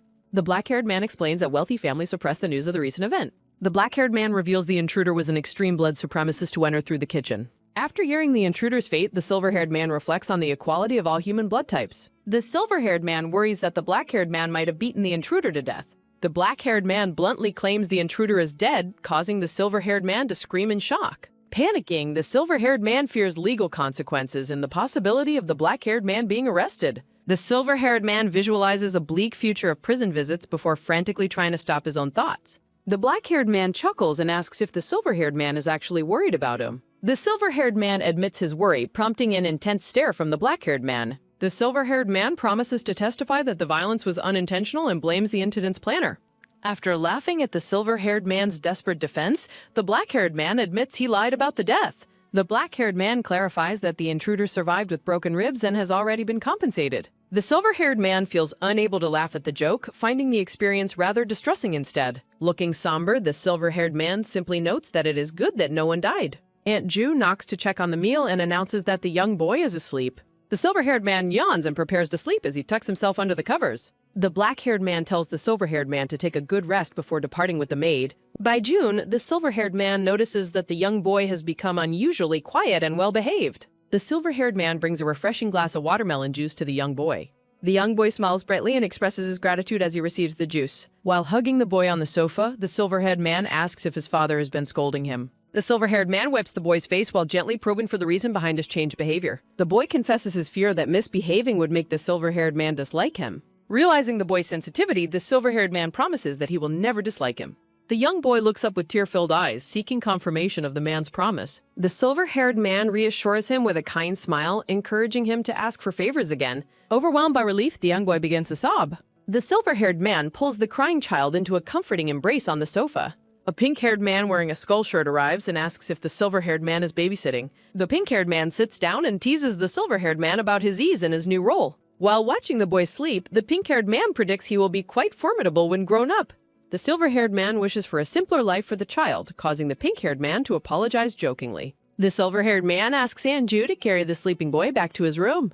The pink-haired man asks to inspect the silver-haired man's injured hand and suggests a long rest. The pink-haired man expresses anger toward Shang Ping for attacking the silver-haired man. After withdrawing his hand, the silver-haired man praises the pink-haired man's new music album. Delighted by the praise, the pink-haired man mentions he even wrote a song specifically about him. Ningyu explains that he and Song Bilao listened to the new song. Liang Chuyang is flustered while holding his heart-shaped choker and wondering how he spoke so freely. Liang Chuyang lunges into a hug, telling Ningyu how much he loves his sincerity. Ningyu recalls the pink-haired man praising his virtue, craftsmanship, and temperament in various situations. Song Bulao enters and asks if they have a guest, prompting Ningyu to ask to be released. Song Bulao visits the mountain often since the silent treatment ended.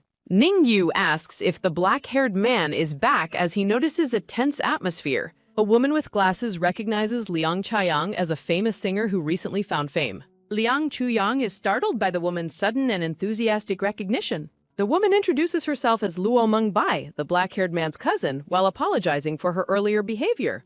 Luo Mengbai offers her hand for a friendly greeting. Liang Chuyang introduces himself and his blood type before Luo Mengbai offers to wear an anti-bite mask. Ningyu realizes Liang Chuyang has a crush on Luo Mengbai. Liang Chuyang bombards Luo Mengbai with personal questions while Ningyu decides to leave them alone. Song Bulao sits silently while exuding a very negative aura. Ningyu decides to offer an explanation to the black-haired man. Ningyu explains that the pink-haired man came to visit because he heard about the injury. Song Bulao asks if his presence is bothering the two men. A heavy silence follows as Ningyu sits with his bandaged arms. Dinner is announced, interrupting the conversation between the two men as the black-haired man looks away. Ningyu suggests they move to the dining table to eat.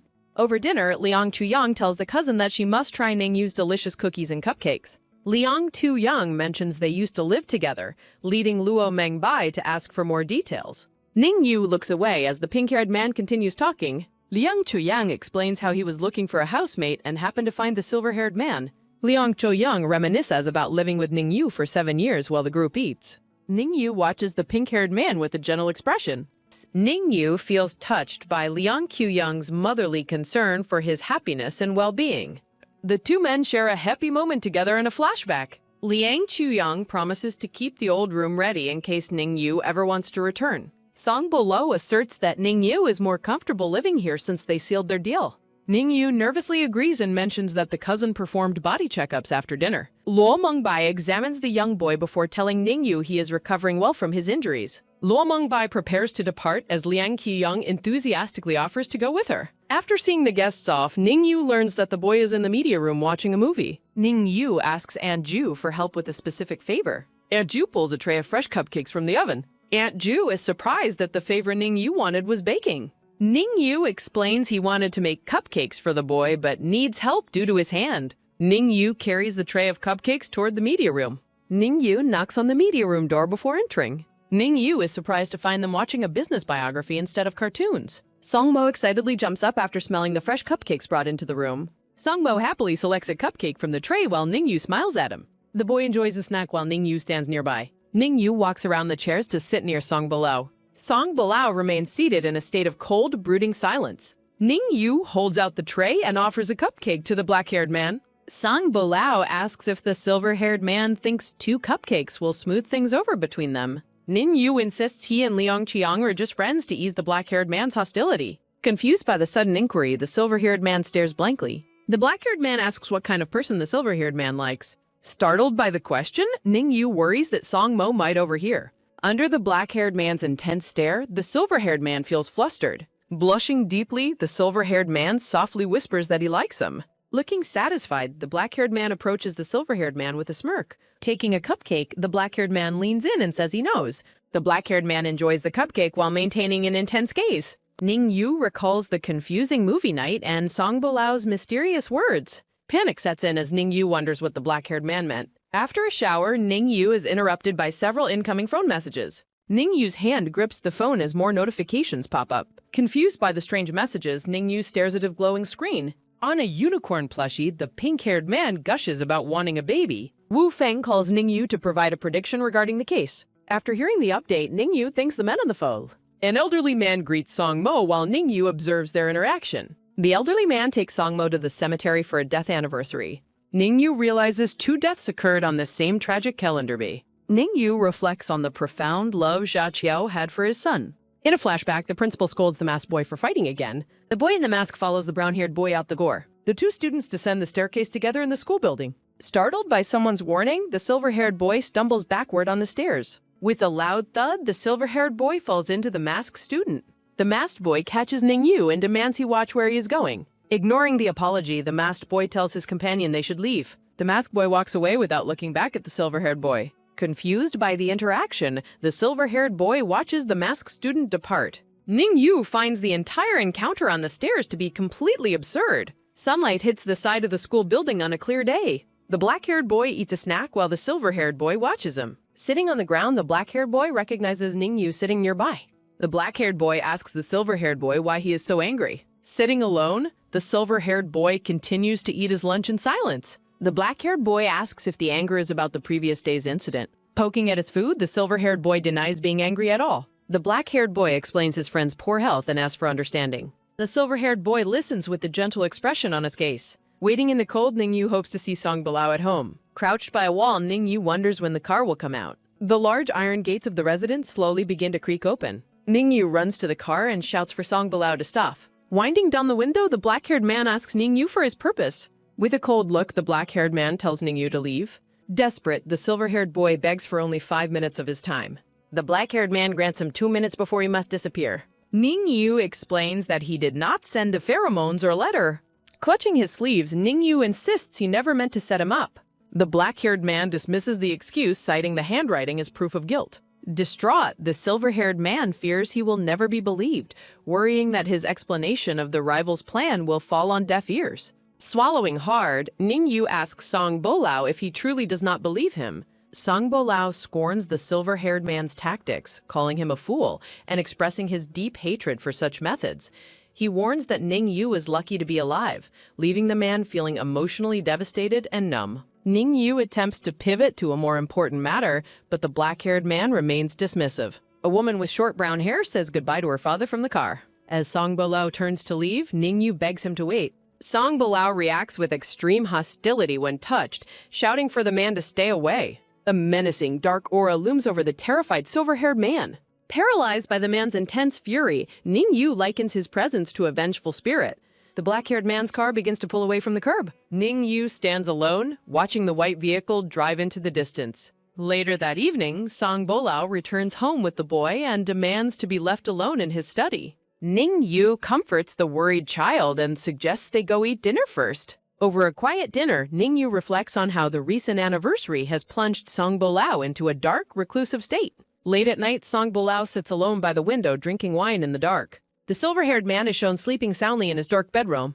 Ning Yu is startled awake by a hug from the drunken black-haired man. Song Bilao tells him not to move and to simply go back to sleep. Without asking questions, Ning Yu allows the man to hold him throughout the night until he falls asleep. 2 days later, Ning Shi contacts Ning Yu to request a video call with the child. Song Bilao works from home while suffering from a hangover and aggressively fires a subordinate over a video call. The dismissed man leaves the study while Song Bilao tells his assistant to be quiet. Ning Yu decides to leave the house to avoid the man's vote or move. Escaping the hostile atmosphere, Ning Yu prioritizes his own peace of mind for the day. Ning Yu meets the silver-haired woman in a traditional Japanese tea room. The woman serves tea and asks how his life has been lately. The silver-haired man reaches out to accept the bowl of tea.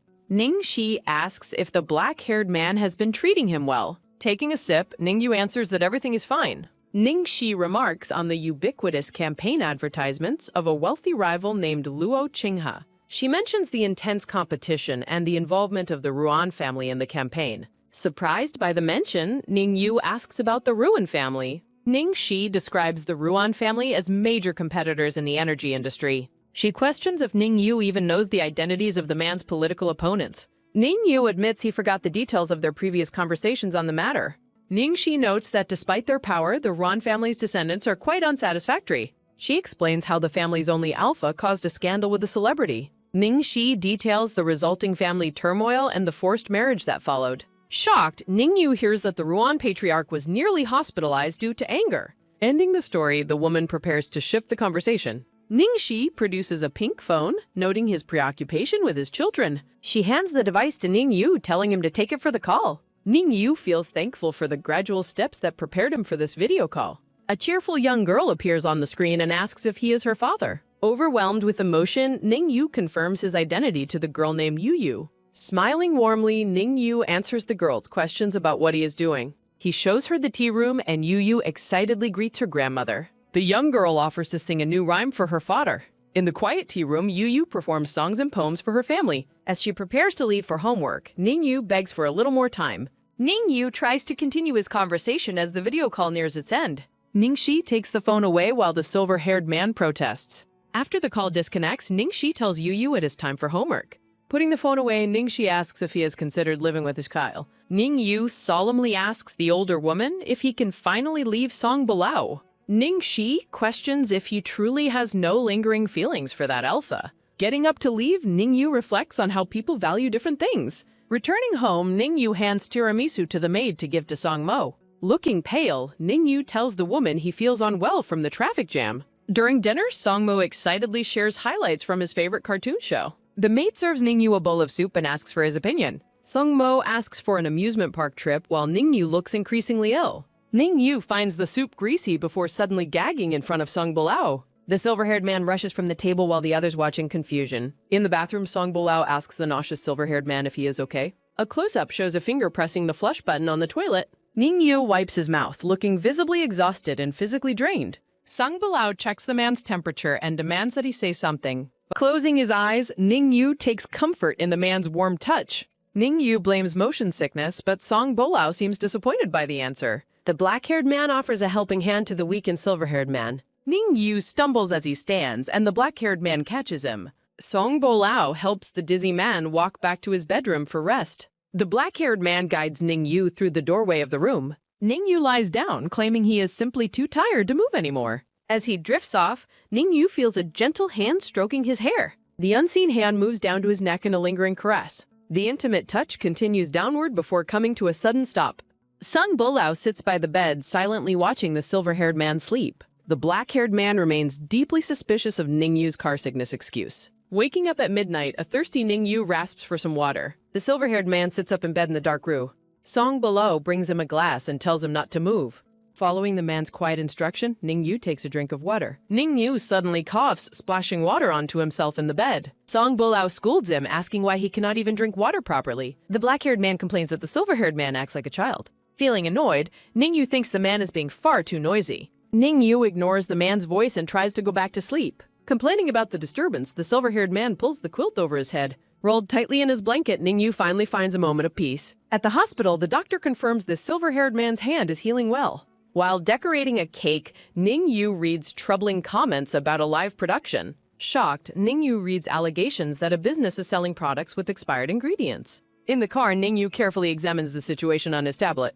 A hand slides down the tablet screen to browse through various applications. Arriving at a building, Yu prepares to investigate the sealed-off shop. Yu stands before the closed shop, reflecting on the ruinous lawsuit.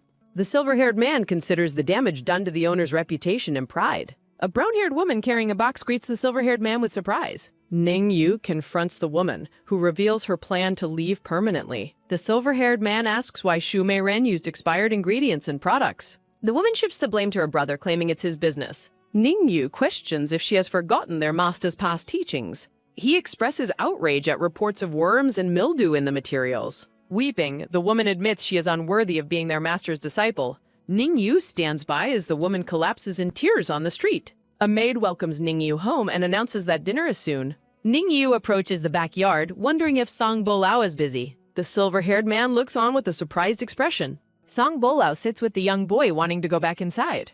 Yu offers to play with the child to extend their time outside.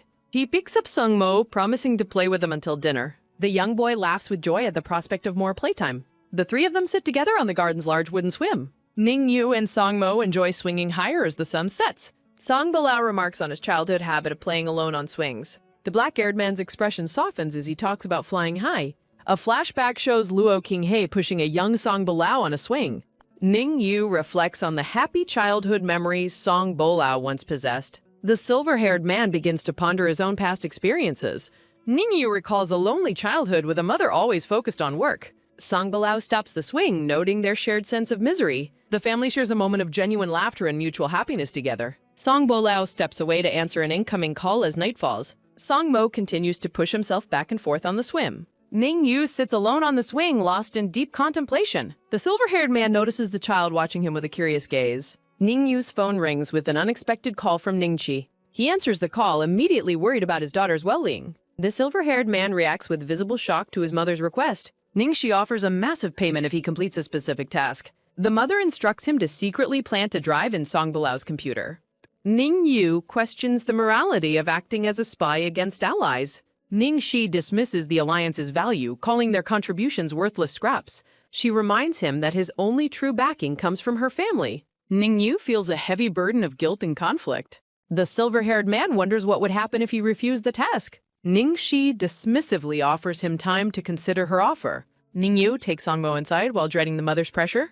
His face reflects the immense stress of this current situation. The maid greets them as they enter, ready for the evening meal. Ningyu realizes he lacks a true ally in either family. A reporter named Han Yen greets Ningyu and offers her card. Ningyu looks at the card for Han Yen Network Media. He politely invites the reporter to sit down for their interview. The two sit together on a sofa to begin the conversation. Han Yen takes out a notebook and prepares her recording device. The reporter asks if he is comfortable answering the first set of questions. Han Yen asks about the inspiration behind his famous Dragon Palace design. Ningyu sits on the sofa with his hands clasped together. Ningyu offers to reveal design secrets and traumatic past memories. While being recorded, Ningyu discusses events following his master's departure. Han Yen expresses outrage over the master's funeral while Ningyu sulks. The reporter declares her longtime support and belief in his future. Han Yen angrily criticizes the unfair plagiarism criteria used against him. Ningyu suddenly recognizes the reporter's specific online username and alias. He recalls how her online persona heroically defended him against trolls. Overjoyed at being recognized, Han Yen grabs Ningyu's hands enthusiastically. Han Yen explains how her account and IP were once blocked. A shimmering pink background represents Ningyu's sincere moment of gratitude. Their hands briefly rest together during their emotional shared conversation. Han Yen excitedly requests to take a photo of the interviewee. A close-up reveals the silver-haired man's soft and appreciative smile. Onion explains the concept of loyal fans to the curious man. Ningyu listens as she describes her beauty-focused fan group activities. The reporter boasts about the fan group she recently established for him. Ningyu smiles warmly, feeling genuinely touched by her kind words. The silver-haired man expresses his sincere gratitude for her many efforts. Chibi versions of the pair celebrate their newly formed friendly bond. Han Yen puts her camera away to ask a personal question. The woman suddenly grabs the man's hand with intense, focused energy. Han Yen asks him directly if he plans to leave Song Bilao. Ningyu reacts with shock just as a door opens nearby. Song Bilao enters the room carrying a sleeping child in his arms. Ningyu feels cornered as the black-haired man notes the guests. The silver-haired man quickly draws his hand back from the reporter. Ningyu sits alone on the sofa, feeling visibly uncomfortable. Song Bilao stands tall with the boy while looking at Nick Ye. Han Yen bows and quickly departs to avoid any further conflict. A close-up captures Ningyu's eyes filled with worry and apprehension. The silver-haired man watches the reporter leave with a pained expression. Han Yen gestures for him to stay in touch while walking away. The black-haired man watches her exit with a dark, brooding look. Song Bilao orders the maid to take the child to bed. The black-haired man commands Ningyu to follow him upstairs immediately. Ningyu enters the bedroom and stands before the silent man. The silver-haired man nervously explains that the guest was a fam. Song Bilao forbids him from inviting anyone home without his consent. Dejected, Ningyu realizes he has lost his right to meet guests. Song Bilao's eye narrows before he slams his foot down hard. Song Bilao grabs Ningyu and asks if he wants to anger him. A close-up shows the black-haired man's intense and questioning face. Song Bilao accuses him of pursuing both men and women indiscriminately. Cornered against the wall, Ningyu looks up with a trembling expression. A close-up shows the silver-haired man's terrified and wide-eyed gaze. Song Bilao demands to know what the man is trying to do. The black-haired man forcefully grabs Ningyu by the neck. Song Bilao pulls the man into a forced and intimate embrace. Ningyu pleads for release, promising to listen once he is free. The black-haired man agrees to release the silver-haired man from his grip. Song Bilao warns Ningyu to behave himself from now on. Grabbing the man's chin, Song Bilao orders him to hide his natural charg. Song Bilao threatens eternal entrapment if he catches the man being unfaithful. Ningyu stares downward, claiming he understands his place as the man's property. The black-haired man leans in close, demanding to know exactly who he belongs to. With tears shimmering in his eyes, Ningyu answers that he belongs to him. The silver-haired man privately reflects on the man's obsessive and sickly behavior. While washing up, Ningyu reflects on a cruel lawsuit victory over his enemies. Ningyu worries about the innocent child caught in the wake of the legal battle. Over the phone, Q Yang discusses a massive scandal involving a famous actress. The pink-haired person excitedly describes a betrayal in the entertainment industry. Q Yang explains how a boyfriend betrayed his partner on their engagement eve. Narrative text explains the social importance of collars and scent detecting security. Q Yang reveals that the boyfriend comes from an incredibly wealthy background. Ning Yu pauses, suspecting the boyfriend's industry ties back to his own life. The silver-haired man suspects a specific family is involved in the high-profile scandal. Ning Yu urgently requests more details about the identity of the wealthy boyfriend. As Ning Yu enters a hallway, Chu Yang mentions the surname is Ruan. A sudden scream and running footsteps interrupt Ning Yu's secret phone conversation. A clumsy maid bumps into Ning Yu and offers a frantic, terrified apology. Ning Yu dismisses the maid while telling Chao Yang he must hang up. The silver-haired man notices the usually locked study door has been left open. Ning Yu tells his friend he has urgent business and ends the call. A heavy sigh escapes the silver-haired man as he considers his next move. Ning Yu prepares to make a difficult call regarding the suspicious open door. Calling his mother, Ning Yu asks if she sent someone to steal information. He explains how a maid's suspicious behavior exposed a potential security breach. Ning Shi dismissively asks if her son has finally lost his sanity from stress. Ning Yu bites his lip, realizing his mother is dodging his direct accusations. Ning Yu orders the head maid to fire the girl who bumped into him. The head maid questions the sudden order as Ning Yu remains cold and firm. Entering the room, Ning Yu insists the girl is unfit for the household. Narrative text notes the maid's quick removal as Ning Yu investigates the desk. The head maid informs Ning Yu that Song Bolao is currently testing the boy. Ning Yu worries that the man's harsh temper will overwhelm the sick child. A sudden wail from the study confirms the silver-haired man's worst fears. Ning Yu knocks urgently, but Song Bolao meets him with a freezing glare. Ning Yu pleads for the sick boy's rest, but Song Bolao remains uncompromising. Song Bolao pushes past him, dismissing the silver-haired man's concern for the child. The black-haired man blocks the way, demanding the boy finish his lessons immediately. Ning Yu argues that treating his son like a subordinate is cruel and unfair. The silver-haired man compares the man's parenting to the coldness of Luo Qingho. Song Balao's face contorts with sudden intense rage at the insulting comparison. Ning Yu accuses him of projecting his own childhood trauma onto his son. Despite the terrifying atmosphere, Ning Yu stands his ground to deliver the truth. Song Balao looms over him, his anger shifting into a dark, mocking smile. A heavy, silent pity fills the space between the two clashing men. Song Bolao cruelly reminds the man that he will never have his own children. Ning Yu asks if he would hate their child simply for being his. Ning Yu internalizes Song Balao's harsh words, fearing his child's future. Song Mo tearfully interrupts the confrontation, grabbing onto his father's leg. The crying boy promises to study harder if they stop fighting. Song Balao yields to the boy's plea, postponing the study session. Ning Yu comforts the child while questioning Song Bolao's cold satisfaction. The black-haired man watches silently as the pair leaves the room. Later that night, Ning Yu tucks the young boy into bed. Sung Mo asks if Ning Yu will ever leave his father's side. Smiling gently, Ning Yu reassures the worried child with a promise. The silver-haired man promises a fun outing once the boy recovers. The two seal their heartfelt agreement with a sincere pinky promise. A brief moment of calm follows their emotional late-night conversation. A news report reveals an alliance between Zhu Li and Ran Linghei. Ning Yu realizes the marked person mentioned in rumors is Zhu Li. He suspects his mother manipulated the situation surrounding the controversial party. The silver-haired man wonders if the entire scandal was a trap. Ning Yu orders the maid to prepare a car for his departure. He decides to confront his mother and demand a clear explanation. Arriving at the villa, Ning Yu finds only one person present. A maid ushers Ning Yu into the garden to meet his host.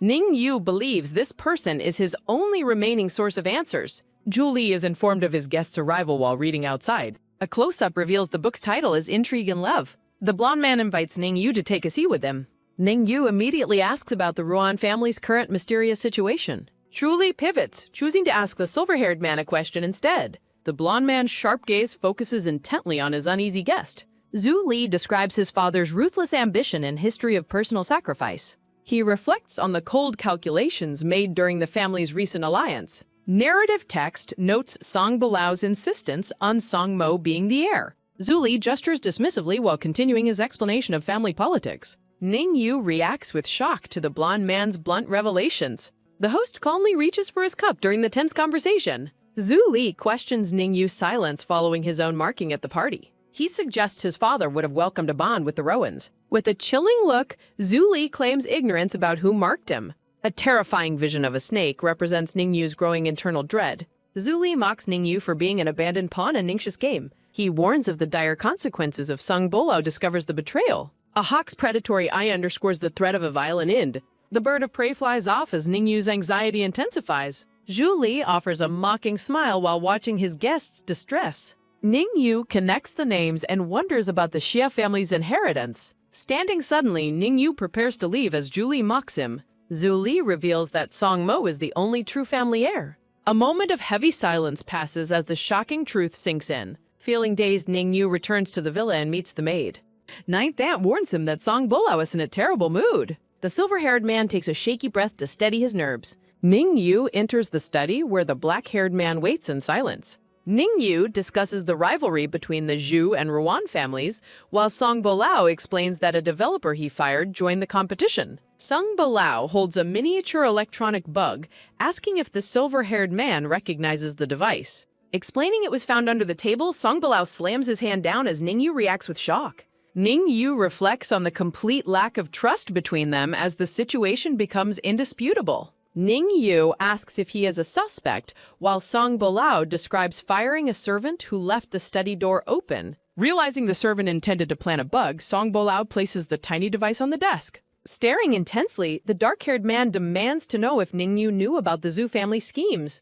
Ningyu denies knowing about Zhu Li and Ran Linghe, admitting Ningxi asked him to steal documents, but he refused. Song Bolao remains skeptical, questioning why the silver-haired man would decline a request from his own mother. Ningyu internally weighs his choices, wondering why he didn't seize the chance to please his mother's allies. The silver-haired man closes his eyes in somber reflection as he considers his precarious position. Ningyu declares that further talk is useless and suggests terminating their contractual relationship immediately. Looking down at the office from above, Song Bolao suddenly grabs Ningyu's collar and asks if he's finished playing. Song Bolao aggressively dismisses the idea of termination, calling Ningyu's disguise a hoax, while the silver-haired man calls him disgusting. After being pushed away, Ningyu reflects that nothing has truly changed between them in 7 years. A transition occurs as a small character appears alongside messages encouraging support for the series. Narration reveals the conversation ended poorly, with Bolao refusing the termination and taking Ningyu's identification. A close-up shows the silver-haired man's phone screen as he places a call to Ningxi. On the phone, Ningxi describes a relative's success while Ningyu asks if she considered how embarrassing this makes him. Ningxi remains unbothered, claiming there is no breach of contract and that her allies are safe from Bolao. Text bubbles convey Ningxi's criticism of the silver-haired man's inability to manage his deal with Bolao. Sitting alone, Ningyu contemplates how his mother might benefit if Bolao refuses to end the contract. Desperate to get his child back, Ningyu asks his mother to return Yu to him in advance. Ningxi dismisses his plea, stating she is too busy to talk until after her upcoming ceremony. Ningyu offers to retrieve the child himself, but his mother insists he wait until the contract is settled. Warning him not to disobey, Ningxi abruptly hangs up on the silver-haired man. Ningyu sits in silence, staring at his phone after the tense conversation with his mother. The silver-haired man looks up in surprise as a small voice calls out to him. A young brown-haired boy named Momo runs into the room and leaps into Ningyu's arms. Momo excitedly reports that he is no longer sick and begs to go to the amusement park. Ningyu promises they will go tomorrow, causing the young boy to jump for joy. The scene shifts to a clear blue sky filled with soft white clouds. Preparing for the trip, the brown-haired boy puts on a straw hat and adjusts his yellow backpack. Ningyu and a servant take Momo to the crowded amusement park as a Ferris wheel looms nearby. While waiting for a show, the servant wipes Momo's face as Ningyu checks the remaining time. Ningyu asks Ninth Aunt to watch the boy while he heads to the restroom. As Ningyu walks away, a young girl in a crown runs toward the entrance for a show. The silver-haired man stops in his tracks, shocked as he spots the girl and calls her Yu. Ningyu approaches the girl with a look of desperation and disbelief. Kneeling before the child, Ningyu reaches out his hand and says he finally sees her. A woman in blue appears, pulling the girl away as the child calls the silver-haired man strange. Ningyu identifies himself as the biological father, mentioning his mother Ningxi to the confused woman. The woman in blue denies knowing him, claiming the girl is her own flesh and blood. Ningyu insists the child was entrusted to her years ago, but she only remembers a rich lady. Confused by the woman's claim of motherhood, Ningyu questions the previous video call he had with the child. The woman explains the video was just acting for money before Ningyu trips on a stone. Left alone and breathless, Ningyu clutches his chest in pain as the woman and child depart. The scene splits between Ningyu sitting in the shadows and the lively park atmosphere. Ningyu sits against a wall, looking defeated as he waits for a call to connect. Clutching his phone, the silver-haired man demands to know the location of his child. Ning Yu asks his mother if the child was fake. The silver-haired man clutches his face in deep emotional distress. Desperate, Ning Yu demands to know the location of someone. Slumped on the floor, Ning Yu begs for someone's return. A car travels along a winding mountain road during sunset. Ning Yu tells Ninth Aunt he stepped out for air. Ninth Aunt expresses concern over the silver-haired man's unhealthy appearance. Ning Yu plans to meet his mother despite potential disapproval. Narrative text introduces the tea room setting 2 days later. Ning Yu reflects on his mother's resemblance to his memories. Ning Yu realizes his lingering warmth for his mother has vanished. Ning Shi drinks tea and asks about the child's whereabouts. The silver-haired man and woman sit in a tense silence. Ning Shi sets her cup down to begin a serious discussion. The silver-haired woman reaches into her bag for an imam. Ning Shi explains the difficulty of obtaining what she searched for. Ning Shi presents a wooden box wrapped in blue pattern cloth. Ning Shi reveals the child's blood type is AB. Ning Yu accuses his mother of faking the child's existence. Ning Yu recalls observing a kindergarten from his hospital room. Ning Shi prepares to smoke while her son speaks. Ning Yu describes his feelings watching children wait for parents. Ning Shi lights a cigarette as the story continues. Ning Yu admits he once longed for a child's love. Ning Shi explains her past sacrifices and reasons for her choices. Ning Shi tells her son to hate her for her failings. Ning Yu silently prepares to leave the tea house. The silver-haired man carefully rewraps the wooden box. Ning Shi notes that her son never cashed her check. A close-up shows Ning Shi's somber and reflective profile. Ning Yu exits the traditional tea room, ending the meeting. Back home, Ning Yu begins potting a small green plant. Ning Yu waters the plant and encourages it to grow. A vibrant green plant flourishes in its new pot. Touching the pot, Ning Yu whispers an apology to someone. A heartfelt promise to stay is displayed against a blue background. Ning Yu kneels before the plant in a moment of devotion. Ning Yu places the potted plant in a sunny spot. He decides to keep the plant where he can see it. Exhausted, Ning Yu retreats to bed to avoid further conflict. A sudden sound in the night awakens the silver-haired man. Ning Yu pulls the bedsheets closer as someone enters. Ning Yu realizes that Song Bolo has returned home. Song Bolao confronts Ning Yu about his meeting with Ning Shi. Song Bolao expresses concern over Ning Yu's lack of appetite. The black-haired man leans in, asking what is wrong. Startled, Ning Yu asks Song Bolao what he is thinking. Song Bolao dismisses his concerns while standing by the bed. Song Bolao announces that a doctor will visit him tomorrow. Song Bolao leaves, declaring that Ning Yu's protests do not count. Ning Yu bites his lip, visibly shaken and filled with intense inner turmoil. Ning Yu asks the black-haired man if he knows where the scar on his stomach came from. The silver-haired man places a hand over his stomach, touching his shirt as he speaks. Ning Yu yells that it was surgery and tells the man not to waste anyone's time. Song Bolao's gaze turns sharp and demanding as he asks for the identity of someone. Looking confused and defiant, the silver-haired man asks what person he is referring to. The black-haired man clarifies with a dark, focused look that he means that man.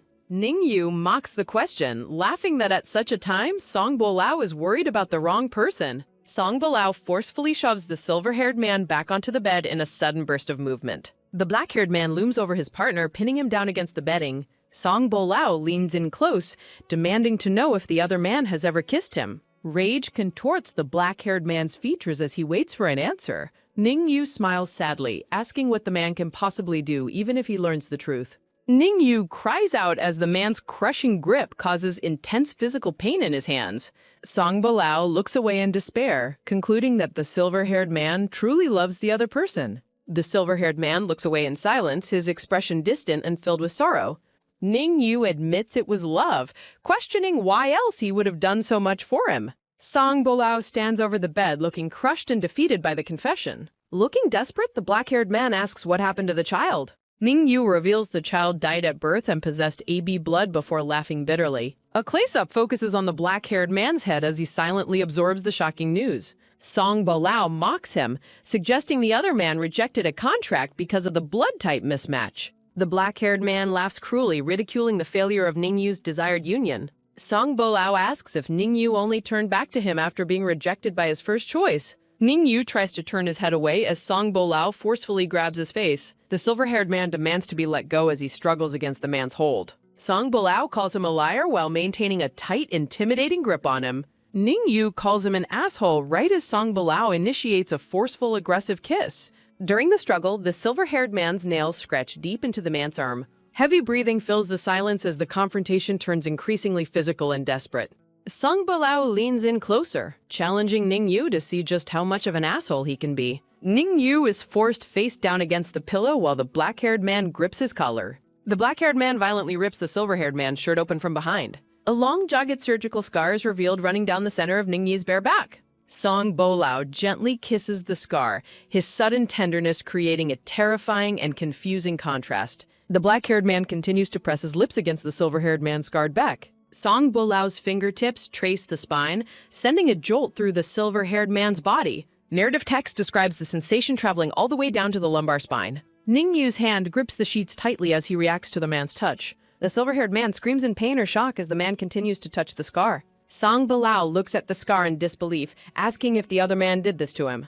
Tearing up, Ning Yu pleads with the man to stop touching his back. Song Bolao asks if the other man is truly better than he is. Leaning in, Song Bolao wonders if he can make the silver-haired man any happier. A single tear falls from the silver-haired man's eye during the intimate, painful moment. The small potted plant sits alone on the table under the cold moonlight. Ning Yu cries out that he doesn't want this, while Song Bolao asks for a reason. The silver-haired man pleads for the encounter to be enough as he weeps. Ning Yu continues to cry out in distress as the black-haired man maintains his hold. Song Bolao asks if the rejection was due to blood type or the loss of the child. Song Bolao looms over a distressed Ning Yu, who cries out in shock. Song Bolao bites the silver-haired man's neck as the narrative describes the sharp anesthetic sensation. Song Bolao continues to bite Ning Yu, asking if he would have stayed if he were type O. The silver-haired man bites his hand to stifle a cry as tears stream down his face. Song Bolao embraces Ning Yu tightly, providing a strange sense of numbing comfort amid the pain. Song Bolao's intense embrace causes Ning Yu's heart to race as he tells the man to stop.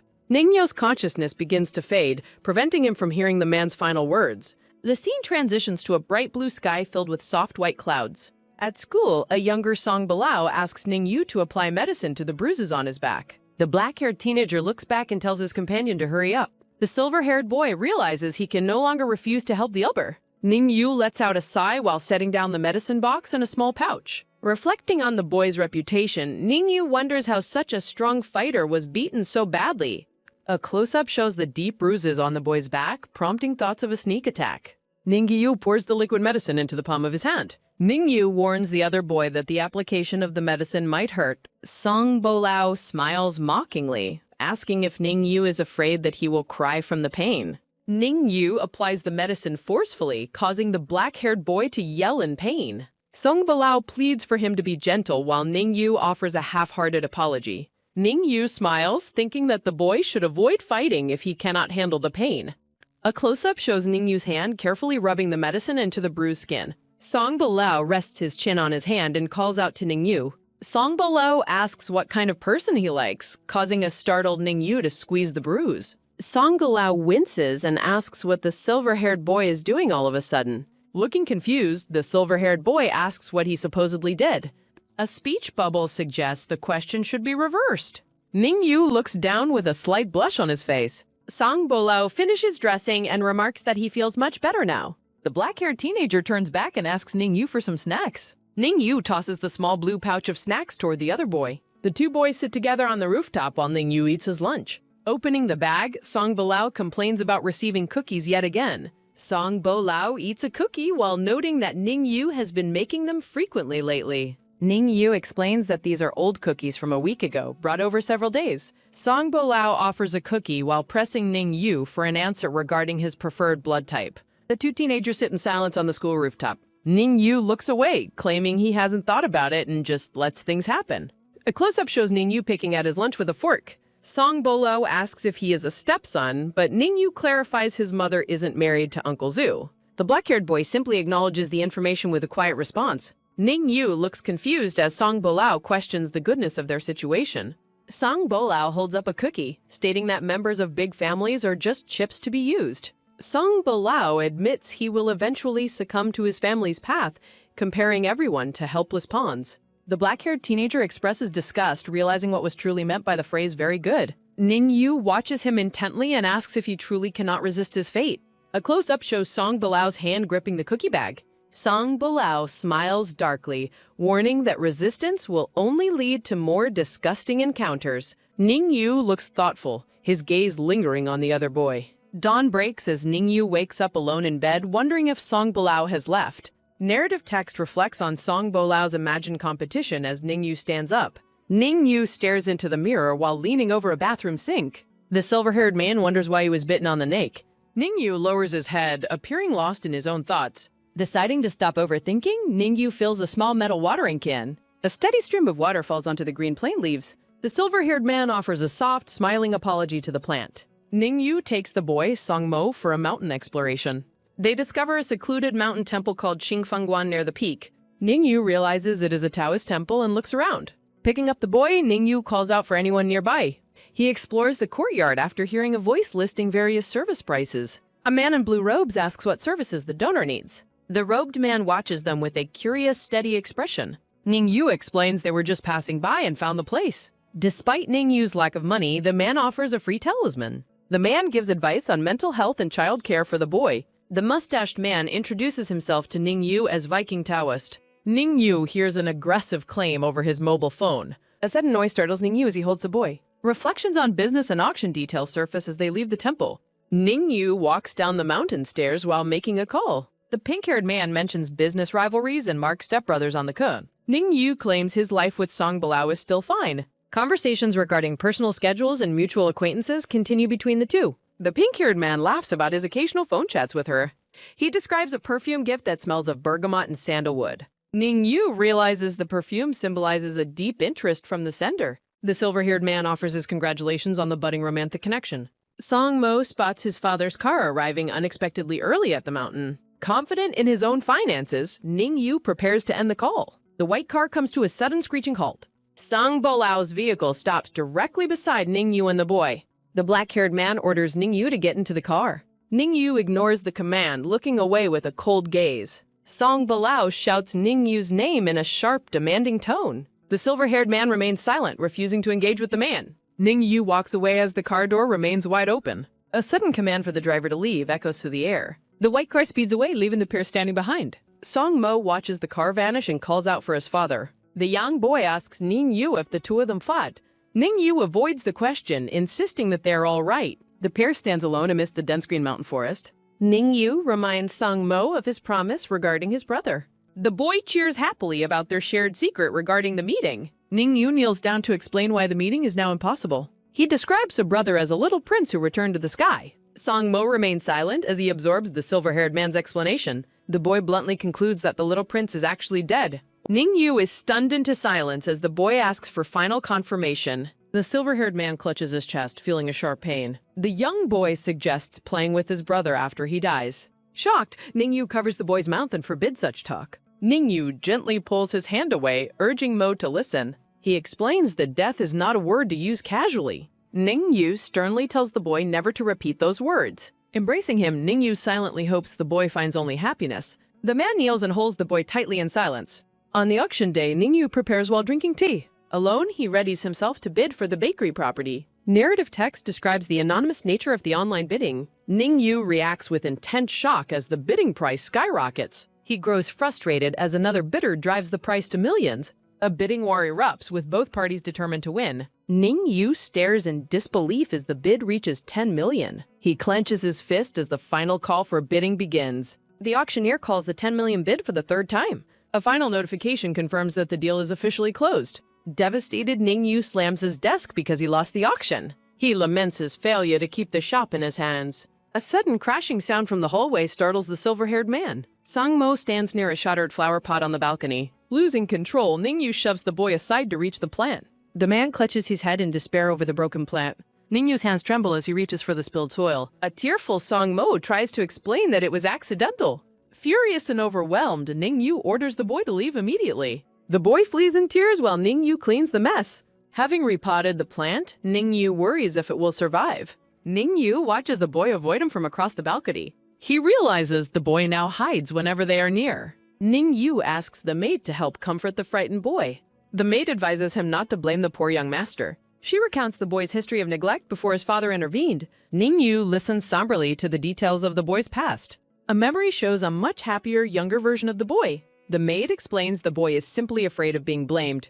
The silver-haired man offers a quiet, resigned response to her. Ningyu announces he is leaving and requests childcare for Mo. The silver-haired man walks away, appearing deeply troubled and lost. Sangmo spots the man and freezes in the long hallway. The boy appears sensitive and timid as he clutches his book. Ningyu tries to approach, but the boy flinches in fear. The young boy turns and sprints away from the man. Ningyu sighs, wondering when they will ever reconcile their relationship.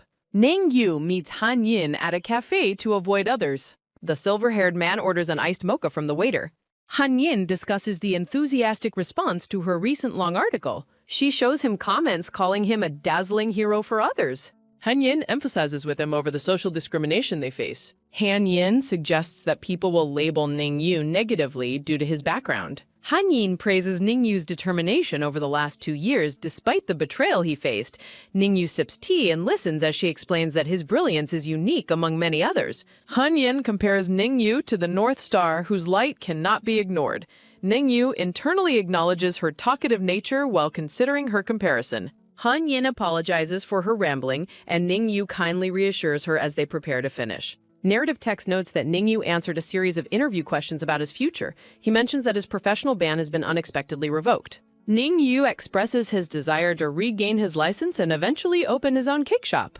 Han Yin enthusiastically promises to support his future business and advertise it daily. The two share a firm handshake as the interview concludes, with Han Yin promising to update him on the video release. Han Yin jokingly dismisses her previous advice about him leaving Mr. Song, urging him not to take it seriously. Ningyu stands alone after the meeting, appearing briefly frozen by her parting words. A close-up shows the silver-haired man lost in silent contemplation. Ningyu touches his chin, pondering if he and Song Bolao are truly a good match. A commemorative image depicts Song Bolao and Ningyu standing back-to-back amidst a field of yellow flowers. Evening falls as a blue car arrives at the gates of the luxurious Vijintian villa. Ningyu enters the grand dark hallway and wonders why the lights have not been turned on. He ascends the marble staircase, calling out for the maid or the young boy Mao. Ningyu enters a room and is surprised to find Song Bolao standing alone by the balcony. Ningyu explains his meeting with a friend, but the black-haired man remains focused on him. Song Bolao turns on the light and questions why Ningyu didn't do so himself. He is seen holding the repotted plant. Ningyu shouts for him to stop as he realizes the man is holding the precious plant. A close-up of Song Bolao's red eyes shows him questioning the value of the plant. Song Bolao mockingly asks if the plant is from someone significant, while Ningyu insists it is unimportant. Song Bolao questions why Ningyu reacted so violently when the boy knocked it over if it was truly meaningless. Ningyu's silence confirms the secret that the pot contains his son's ashes. Song Bolao reveals that Songmo was seriously injured falling down a hill in the forest while trying to find a replacement flower for Ningyu. Ningyu is struck by a wave of regret as he realizes the boy was trying to make amends for the accident. The silver-haired man frantically asks about the boy's current condition and the extent of his injuries. Song Bolao details the boy's multiple fractures and hospitalization as he looms over the smaller man. A close-up captures Ningyu's horror as he hears that the boy's head was also injured. Song Bolao expresses his fury that Ningyu nearly killed his son over a simple pot of grass. The black-haired man deliberately lets go of the potted plant, letting it fall. The pot crashes onto the floor, and Song Bolao coldly repeats Ningyu's claim that it is not important. Song Bolao cruelly grinds the spilled soil and the plant under his shoe while Ningyu watches in despair. Ningyu collapses slightly, clutching his chest and begging the man not to do this to his son's remains. Narrative text highlights Ningyu's realization that the man only wishes to destroy the things he cares about. The two men stand in a tense, silent standoff in the middle of the room. Ningyu lowers his head, appearing completely broken by the man's heartless actions. Song Bolao questions if Ningyu is afraid of losing his leverage over the family or if he truly cares about the boy. He asks who revealed the truth about Songmo's origin. Ningyu yells that Song Bolao is disgusting and hypocritical for his cruel behavior. Ningyu demands a breakup, declaring his refusal to be with such a person, but Song Bolao stands his ground. Song Bolao tells Ningyu never to think about leaving and slams the door shut as he exits. Ningyu falls onto the floor, his knees landing in the dirt from the shattered pot. The silver-haired man begins to weep, his hands trembling over the scattered soil. Ningyu's hands hover over the mess on the carpet as he struggles with his grief. The image fades as his hands reach out toward the remains of the plot. A promotional panel provides details for the translation group and the official website. Another promotional panel encourages readers to support the author and the translation team. The maid watches from the hallways. Ningyu remains hunched over on the floor inside the room. Entering the room, the maid informs Ningyu that the master drove everyone away and asks if he is all right. Ningyu begins gathering the spilled soil with his bare hands. A close-up shows the dark soil scattered across the patterned carpet. Ningyu kneels on the floor, clutching the wooden bucket as he continues to pick up the remains of his son's ashes. The silver-haired man pulls away as the maid tries to help. He requests a car to visit the hospitalized young boy immediately. In the ward, the injured boy lies asleep under heavy bandages. Ningyu gently takes the sleeping boy's hand and whispers his name. The boy awakens and the silver-haired man asks about his pain. Tearfully, the boy explains he only wanted to repay Ningyu's kindness. The boy's desperate pleas for forgiveness deeply wound the silver-haired man. Ningyu stands silent, overwhelmed by the child's heartfelt apology. He blames himself for being a poor father to the boy. Grief-stricken, the silver-haired man bows his head and weeps in silence. He tearfully apologizes to both his lost son and the boy. The next day, he arrives at a peaceful Taoist temple. Carrying the wooden bucket, he encounters a man sweeping the courtyard. Narrative text describes the temple master as having a dusty temperament. The master greets the silver-haired man, noting his return to the temple. He rejects a fortune-telling offer, requesting a memorial for his child. He reveals the bucket contains the ashes of his unborn son. The master reacts with visible shock at the man's tragic confession. The master invites him inside to begin the necessary arrangements. Following the master's lead, the silver-haired man takes a seat. The master begins recording the child's birth details for the ritual. He offers a neighborly discount for the upcoming memorial service. Ningyu confirms the information and expresses his silent agreement. The master warns him that excessive worry will shorten his life. He offers comfort, deciding to share a story from his past. He recounts the life of a happy, talented person from long ago. The master describes a tragic accident that claimed a family's lives. He details the heartbreaking loss of a child following the crash. The master reveals that he is the survivor from the story. He explains how finding the temple saved him from his depression. The master describes scattering his family's ashes across the sacred mountain. He finds peace knowing his loved ones are part of nature. Ningyu feels grateful for the master's openness and healing words. Accepting the wisdom, he promises to contact the master when ready. He reflects on his failed dreams of finding a happy family. Overlooking the city, he wonders when he will truly let go. Back at the hospital, a secretary discusses an upcoming wedding invitation. She questions the motives behind the provocative invitation sent to them. Ningyu learns he is excluded from the event's guest list. He envisions Song Bolao reacting aggressively to the upcoming nuptials. Song Bolao enters the room appearing exhausted and in a hurry. Without speaking, the black-haired man sits down next to Ningyu. He appears weary as he begins removing his protective face mask. Ningyu suggests the secretary leave to allow him some privacy. The green-haired woman exits, leaving the two men alone together. A close-up shows hands unfastening the black-haired man's neck collar. Song Bolao exhales in relief once the restrictive gear is removed. The black-haired man gazes intensely at Ningyu in the silence. Ningyu asks the man if he plans to leave soon. Song Bolao leans in close, asking if he should stay instead. Song Bolao questions how Ningyu can stand breathing his air. The silver-haired man stands up and silently prepares to leave. Song Guo watches from the couch as the other man exits. Ningyu looks back one last time before closing the door. Standing by the window, the man watches a red car arrive. Entering the back seat, he orders the driver to start driving. A red car and a black car speed through the fee. The silver-haired man gazes out the window with intense, focused eyes. He notices a familiar man through the window of a passing car. Luo Qinghe is seen sitting calmly inside the other moving vehicle. Narrative text notes Luo Qinghe is caring for the injured boy. Prohibited from visiting Mo, Ningyu performs live broadcasts for him. He reads the story of the little prince among white flowers. He hopes his voice brings a sleeping boy a peaceful night. Walking through a dark corridor, he reflects on the master's words. Watching the rain, he thinks of his long 7-year wait.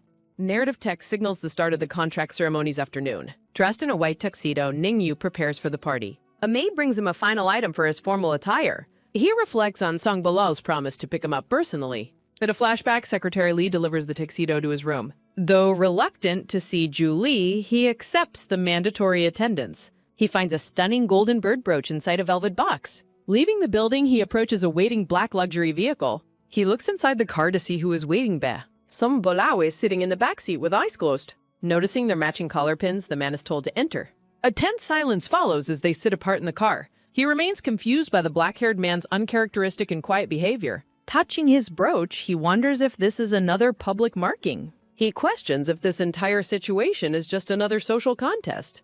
Narrative text details Song Bolao's desire to show their deep connection. Arriving at the venue, Song Bolao fixes his formal suit jacket. Song Bolao places a firm hand on Ningyu's waist. They are welcomed by hosts as they enter the bright venue. The party is crowded with elite guests and flashing camera lights. Song Bolao and Zhu Li exchange polite but pointed social greetings. An older man named Ruan Xianghua approaches them with a laugh. Song Bo Lao shakes the older man's hand while Ning Yu watches. Ning Yu identifies the hidden political maneuvering of the guests present. A man with yellowish-green hair suddenly grabs Ning Yu's arm roughly. The silver-haired man struggles, demanding the stranger let go of him. Zhou King mocks him for wearing his suffering on his face. As the man tries to leave, the lights suddenly cut out. A spotlight illuminates a woman in a gown on the stage. The woman in the orange dress stands silently before the audience. Ning Yu is shocked to see the woman Zhao Qing invited. He calls the man crazy for bringing her as a guest. Zhou Qing explains his ruthless plan to kidnap her if necessary.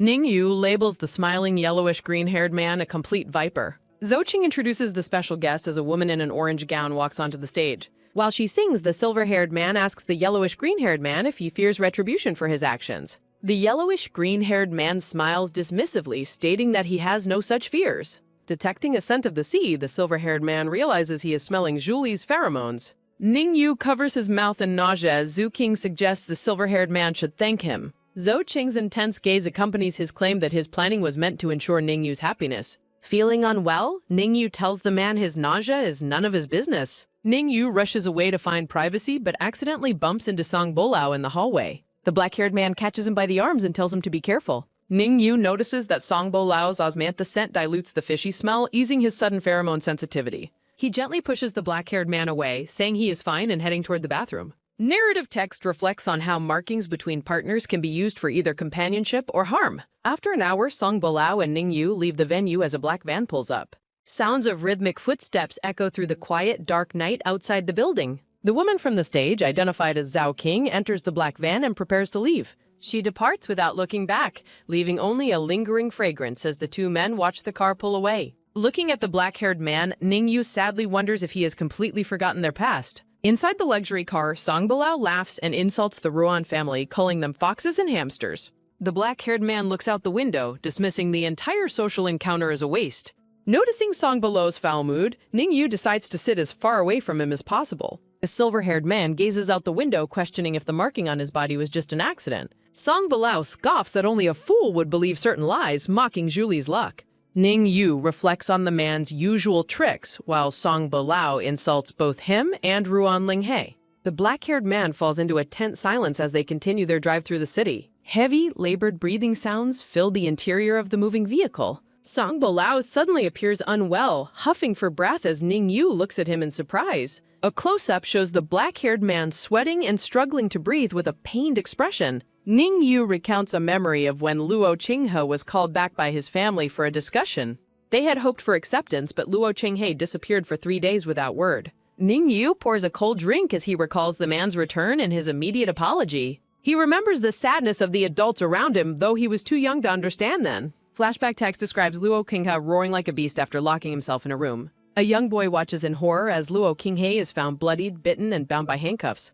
Narrative text details the fatal chain-like bond that links an alpha and omega through their marking. In the end, the mother terminated the contract and left the child behind at the Luo house. In the present, Song Bo Lao stares ahead, noting that he never saw the man again after that day. Ning Yu looks down, reflecting on the conflicting claims of abandonment between his mother and Luo Qinghe. Song Bo Lao asks Ning Yu what he would do if his loved one could only survive with someone else. Unable to find an answer, Ning Yu silently exits the car as they arrive at the mansion. Ninth Aunt greets the silver-haired man as he enters the house alone. Still sitting in the car, Song Bo Lao firmly declares that he will never terminate the contract with Ning Yu. His red eyes narrow as he vows never to give a Type B the chance to abandon him again.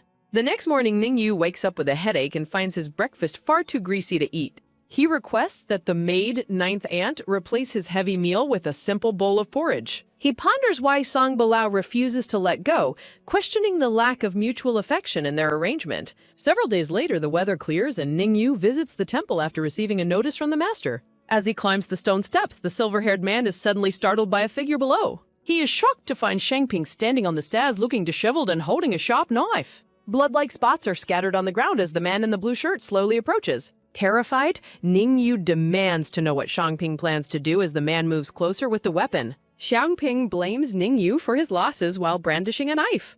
The man in the blue shirt dares Ning Yu to kill him. Ning Yu tries to calm the man but realizes he is insane. Ning Yu attempts to escape by running up the stone stairs. Shangping screams that Ning Yu's hypocrisy is the cause of his ruin. Terror strikes the silver-haired man as his pursuer gains ground quickly. A sharp impact occurs as the man finally catches his target. Xiangping grabs the silver-haired man's ankle, causing him to stumble. The silver-haired man falls as he is violently pulled backward. Raising his knife, Xiangting screams a death threat at his victim.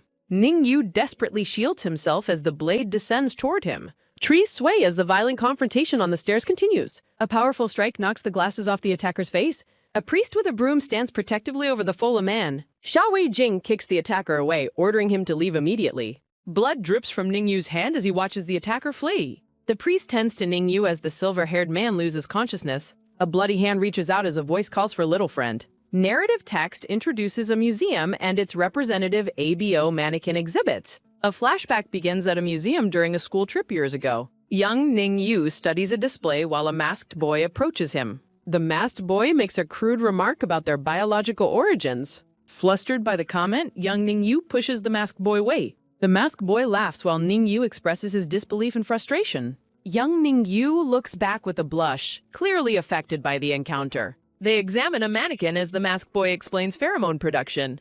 Ningyu questions if a type B can ever escape pheromonal control. Young Song Bolao dismisses the dark topic, ending the philosophical discussion. To apologize for his behavior, the masked boy offers to buy drinks. Ningyu hesitates while the masked boy waits for his decision. The brown-haired boy with red eyes asks if Ningyu is coming. He promises to treat Ningyu to the best drink available. A can of strawberry milk drops into the retrieval slot. Ningyu dislikes the flavor, but the masked boy insists on it. Ningyu suggests drinking in the lounge, but the boy refuses. Ningyu eventually drinks the milk as the masked boy watches intently. A soft light illuminates the boy as he drinks the milk. Surprised by the gesture, the masked boy reacts with wide eyes. A quiet moment of connection passes between the two young students. The masked boy's intense red eye focuses on his silver-haired companion. Smiling, Ningyu promises to bring a drink for him tomorrow. The masked boy smiles behind his mask and accepts the offer. In the present, Ningyu wakes in a hospital with bandaged hands. A hand holds Ningyu steady as he struggles with the pain. Song Bolao watches over Ningyu from the side of the bed. Song Bolao explains that Sha Wei-jing saved him from Xiangping's attack. Ningyu learns that the priest is actually a very wealthy landowner. Song Bolao assists Ningyu as he mentions the injury to his hand. Ningyu learns his tendons were broken and required surgical reattachment. Song Bolao reassures Ningyu that the country's best doctor performed surgery. Ningyu sits in his hospital bed while Song Bolao watches over him. The silver-haired man asks about the current condition of his attacker, Xiangping. Song Bolao confirms the man is alive and recovering in the same hospital. Wearing a cold smile, the black-haired man claims he is treating the attacker well. He intends to wait for the man's recovery before finally settling their accounts. Song Bolao offers to pour a glass of water for the injured man. He reveals Xiangping met a former contractor to discuss dividing some property. Ningyu's hands tremble as he learns the contractor was named Cheng Xingze. He discovers Xiangping stabbed the other man before coming to the mountain. A sudden coughing fit overcomes Ningyu as he processes the shocking news. Song Bolao tells his companion to be more careful while he recovers. The black-haired man gently pats Ningyu's back, checking if he feels better. A loud stomach growl interrupts the tense moment between the two men. Embarrassed, the silver-haired man admits that he is actually quite hungry. Song Bolao stares at him in silence for a long, unreadable moment. Without a word, the black-haired man turns and leaves the hospital room. Ningyu touches his chest, feeling that Song Bolao is acting very strangely. Days pass as Ningyu undergoes exams and Song Bolao handles legal matters. In the middle of the night, Ningyu wakes up feeling thirsty. He is startled to see a dark figure standing silently by his bed.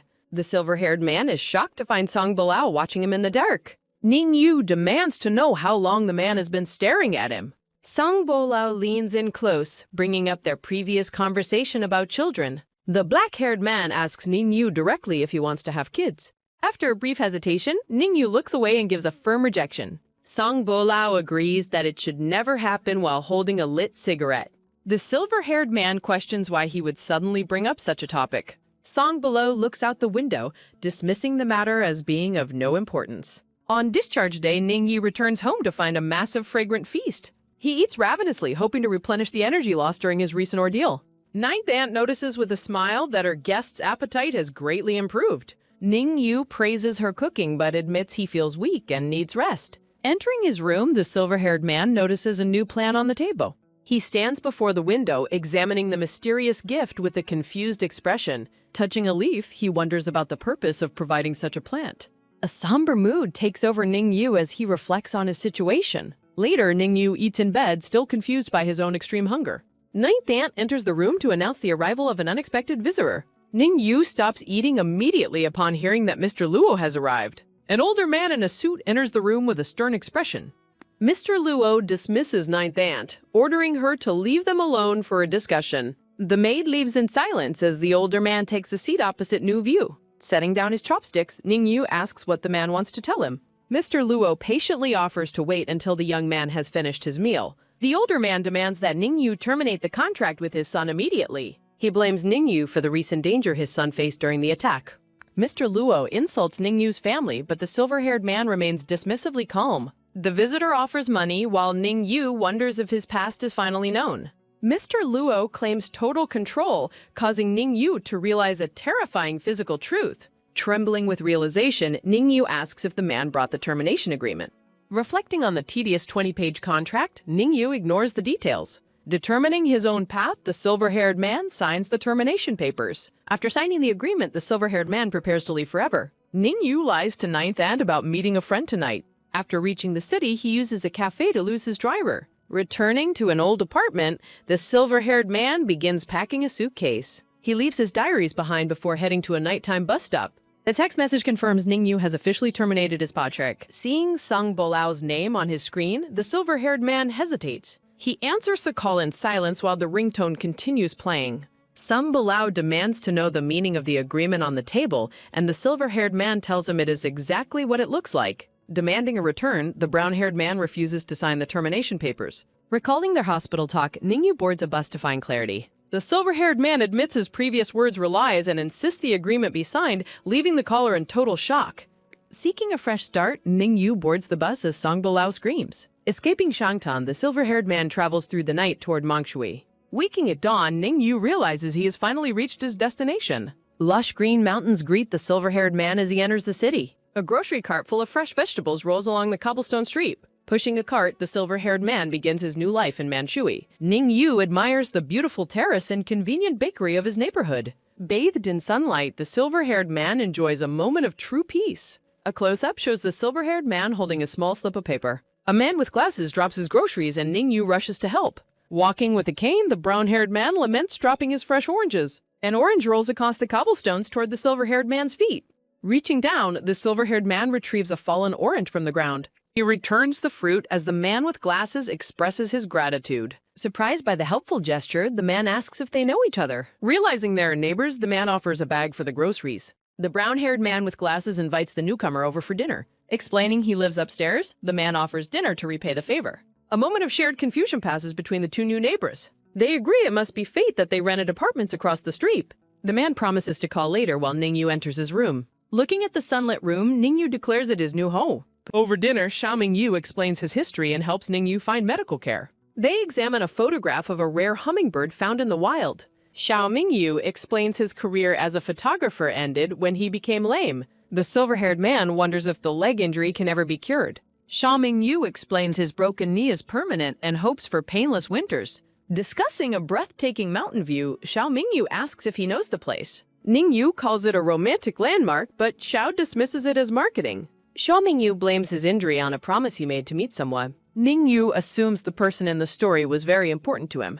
Xiao Mingyu identifies the person as a lover he promised to hike with. Behind his glasses, the man's eyes reflect the pain of a breakup. He fulfilled the promise alone, which led to his fall off the mountain. Xiao Mingyu wonders if his accident was retribution for abandoning his lover. Time passes as the two neighbors visit a clinic for their respective treatments. The doctor tells Ningyu that his wound is healing well and expects full recovery in 2 months. Testing his progress, the silver-haired man clenches his hand into a firm, determined fist. Uncle Xiao and Song Xiao watch a political broadcast while Ningyu approaches from behind. On the screen, Luo Qinghe delivers a campaign speech about social classes working together. The politician speaks about his vision for a harmonious and beautiful society for everyone. Uncle Xiao expresses hope that the status of Type B citizens will finally be improved. Sung Xiao listens to the political talk with a bitter and knowing smile. Ningyu informs Uncle Xiao that he has finished his medical appointment for the day. While walking outside, Song Xiao asks Ningyu if he plans to contact his family. Ningyu admits he has no family left and officially terminated his contract before moving. Visibly shocked, Song Xiao asks why he would suddenly choose to cancel the agreement. Ning Yu reflects on how the kind older man reminds him of his former master. The silver-haired man admits he once felt similar to Song Bilao but eventually lost trust. He explains that a sense of dislocation and fear of disappointment ruined their relationship. Ning Yu admits he cannot accept a relationship built on pretending that nothing ever happened. Despite his heavy heart, the silver-haired man smiles and insists he is doing fine. Ning Yu explains that the contract termination was actually planned and sent by the man's father. He assumes Song Bilao signed the papers because his father is an exceptionally strong authority figure. Ning Yu reveals that the other man might have faced his father's whip if he disobeyed. Song Xiao is horrified to hear that the man is still whipped at his age. Noticing the neighbor's sudden distress, Ning Yu checks on him with a worried expression. Song Xiao admits he was thinking of his own son whom he left behind years ago. He regrets leaving his son for a better education, fearing it led to current suffering. The family forced him away, and every letter Song Xiao wrote went completely unanswered. Ning Yu wonders if Song Bilao experienced the same lack of communication with his own father. Song Xiao fears his son blames him for the abandonment and no longer recognizes him. Overcome with grief, the brown-haired man with glasses walks away into the distance. Ning Yu wonders if Song Bilao has felt relieved after so many years of silence. In a flashback, a young silver-haired boy asks his mother for information about his father. Ning Shi angrily warns her son never to ask about his father again. The young boy cries on the floor while his mother sighs in cold frustration. Lacking any motherly warmth, Ning Shi orders her crying child to wipe away his tears. She insults the father's character and blames the boy for being born as a type B. Ning Shi claims the truth is harmful and that knowing his father would bring only resentment. Ning Yu reflects on the beauty in his heart while watching blossoms fall from the terrace. A single pink flower petal falls gently into the palm of the silver-haired man. The blossom floats silently on the surface of the water, marking a quiet moment. Later that evening, Ning Yu's phone begins ringing loudly on the coffee table. Ning Yu answers the call and identifies himself to his friend, Liang Chu-yang. Liang Chu-yang yells at him for disappearing and making everyone worry for so many days. The pink-haired man humorously lunges through the phone screen to shake his irresponsible friend. Softening his tone, Liang Chu-yang hugs him and offers forgiveness for the sudden disappearance. He asks why the contract was terminated since Ning Yu claimed to be on good terms. Ning Yu decides to tell the truth about the events leading to his departure from Shangtan. He details the matter of Luo Qinghe bringing the termination agreement to the house personally. Furious at the bullying behavior, Liang Chu-yang threatens to break up with his boyfriend, Luo Mengbai. Ning Yu urges his friend not to be impulsive, defending Luo Mengbai as a good person. Liang Chu-yang huffs in annoyance but agrees to stay while cursing the rest of the family.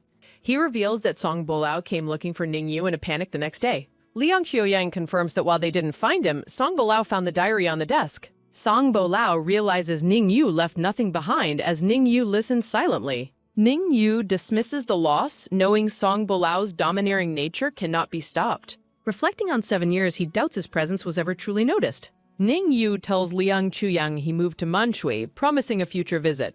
After hanging up, the silver-haired man relaxes in his new sunlit home. He hopes the other man missed the insulting comments in his diary. Realizing he has unfinished business, he prepares to contact Taoist Wei Jing. The silver-haired man regrets the long delay in visiting the mountain field. He worries about his future plans and a child who must wake. On Vijing Mountain, Taoist Wei Jing receives a long-awaited phone call while brewing. Ning Yu expresses his gratitude and apologizes for the sudden, quiet departure. He informs the Taoist that the dojo event will be indefinitely delayed. Taoist Wei Jing explains he already spoke with Master Song about the situation. Stunned by the news, Ning Yu demands to know what was shared. He waits in his garden, dreading the details of the past conversation. The Taoist admits he mentioned a death ceremony for a young child. He reveals he told Song Bilao the child's birthday was 7 years ago. Paralyzed by the realization, Ning Yu listens as the Taoist senses his distress. He reflects on the truth coming out suddenly, like a summer rain. Winds of change blow through the silver-haired man's hair as he thinks. A small white box on the table holds a gold SIM card. Holding the card, he wonders if Song Bilao feels any genuine sadness. Ning Yu inserts the old SIM card and powers on the device. A flood of missed messages from his past life overwhelms his senses. In his mind, Song Bilao screams for him to return immediately. Overwhelmed by desperation, the brown-haired man pleads for a single callback. Ning Yu stares at the incoming call, feeling the pressure of Song's demands. Feeling dizzy, he watches the phone vibrate as the beeping persists loudly. Blood drops onto the screen as Ning Yu suffers a sudden nosebleed. Wiping the blood, he realizes his most private secrets are now exposed. He compares their ruined relationship to a permanently stained piece of paper. Feeling physically exhausted and heavy, he decides to rest for a while. The scene transitions to a bright, clear sky filled with soft light. Soft sounds echo through the air as the perspective shifts once again. A hand holds a pen poised over an open blank notebook page. In a flashback, young Ningyu waits impatiently in the sweltering summer heat. Young Song Bolao appears behind a wall, offering answers to a simple question. The two boys sit together discussing the croissants inside a paper bag. Enjoying a popsicle, the brown-haired boy complains about the intense summer weather. He questions why Ningyu decided to bake croissants for him once again. The bag is filled with fresh, golden pastries meant for the hungry boy. Licking his hand, he mentions having eaten croissants multiple times that week. When asked for a preference, the brown-haired boy requests a waffle instead. An annoyed Ningyu aggressively stuffs a croissant into his friend's mouth. Preparing to leave, the silver-haired boy looks away from his persistent companion. Song Bolao firmly grabs his arm, asking him to stay for a moment. Looking back with confusion, the silver-haired boy wonders what he wants now. Smiling warmly, Song Bolao asks for his number to place future food orders. Sitting on the ground, the boy holds on tightly while Ningyu grumbles. A close-up reveals the silver-haired boy's mounting frustration with his new acquaintance. The young brown-haired boy demands his phone back from the silver-haired boy. He flashes a bright, satisfied smile after reclaiming his mobile device. The silver-haired boy stares blankly at a new message notification later. He reflects on how their relationship became centered on snack deliveries. Ready when you are. Ningyu spends his time in the kitchen waiting for new orders. He concludes that muffins are the other boy's preferred snack choice. Years later, the silver-haired man wakes up in a dark room. Feeling ill, he realizes he fell asleep unexpectedly in the afternoon. Someone knocks at the door, startling him while he seeks water. He approaches the entrance, confused by the unexpected visitor's late arrival. Looking through the peephole, his eye widens in absolute paralyzing terror. The silver-haired man recognizes Song Bolo standing on his doorstep. Panicked, he stumbles backward away from the locked door in shock. He watches the door with dread as the brown-haired man persists. Song Bolao bangs on the door, demanding that Ningyu open it.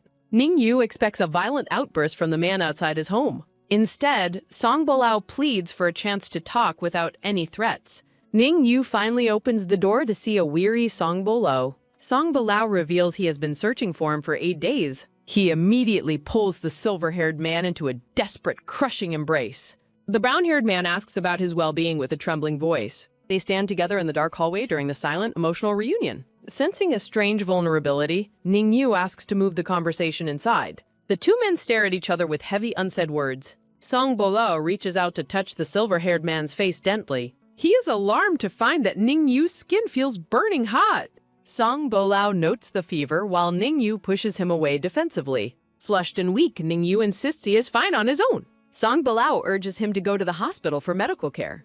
Ningyu refuses the help, shouting for him to stay far away. Sudden, intense pain causes the silver-haired man to clutch his head. He hears a familiar voice calling out his nickname in the dark. Uncle Xiao appears, looking concerned about the commotion at the door. Song Bolao freezes as he recognizes the older man standing before him. Uncle Xiao is visibly shaken by the identity of his neighbor's guest. He identifies the younger man as Bolao, marking a shocking realization. Ningyu realizes the connection between Uncle Zhao and the unreceived letters. The neighbor realizes the truth while Ningyu suffers a coughing fit. Uncle Xiao rushes forward as Ningyu begins to vomit blood uncontrollably.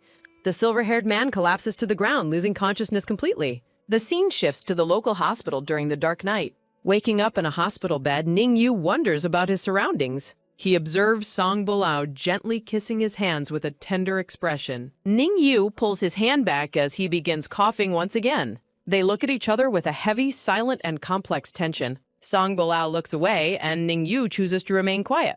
Song Bolao asks about his pain, and Ningyu describes a headache. Wearing a mask, Song Bolao offers to tell him his actual diagnosis. He reveals a suspected C20 infection and the need for a transfer. Understood.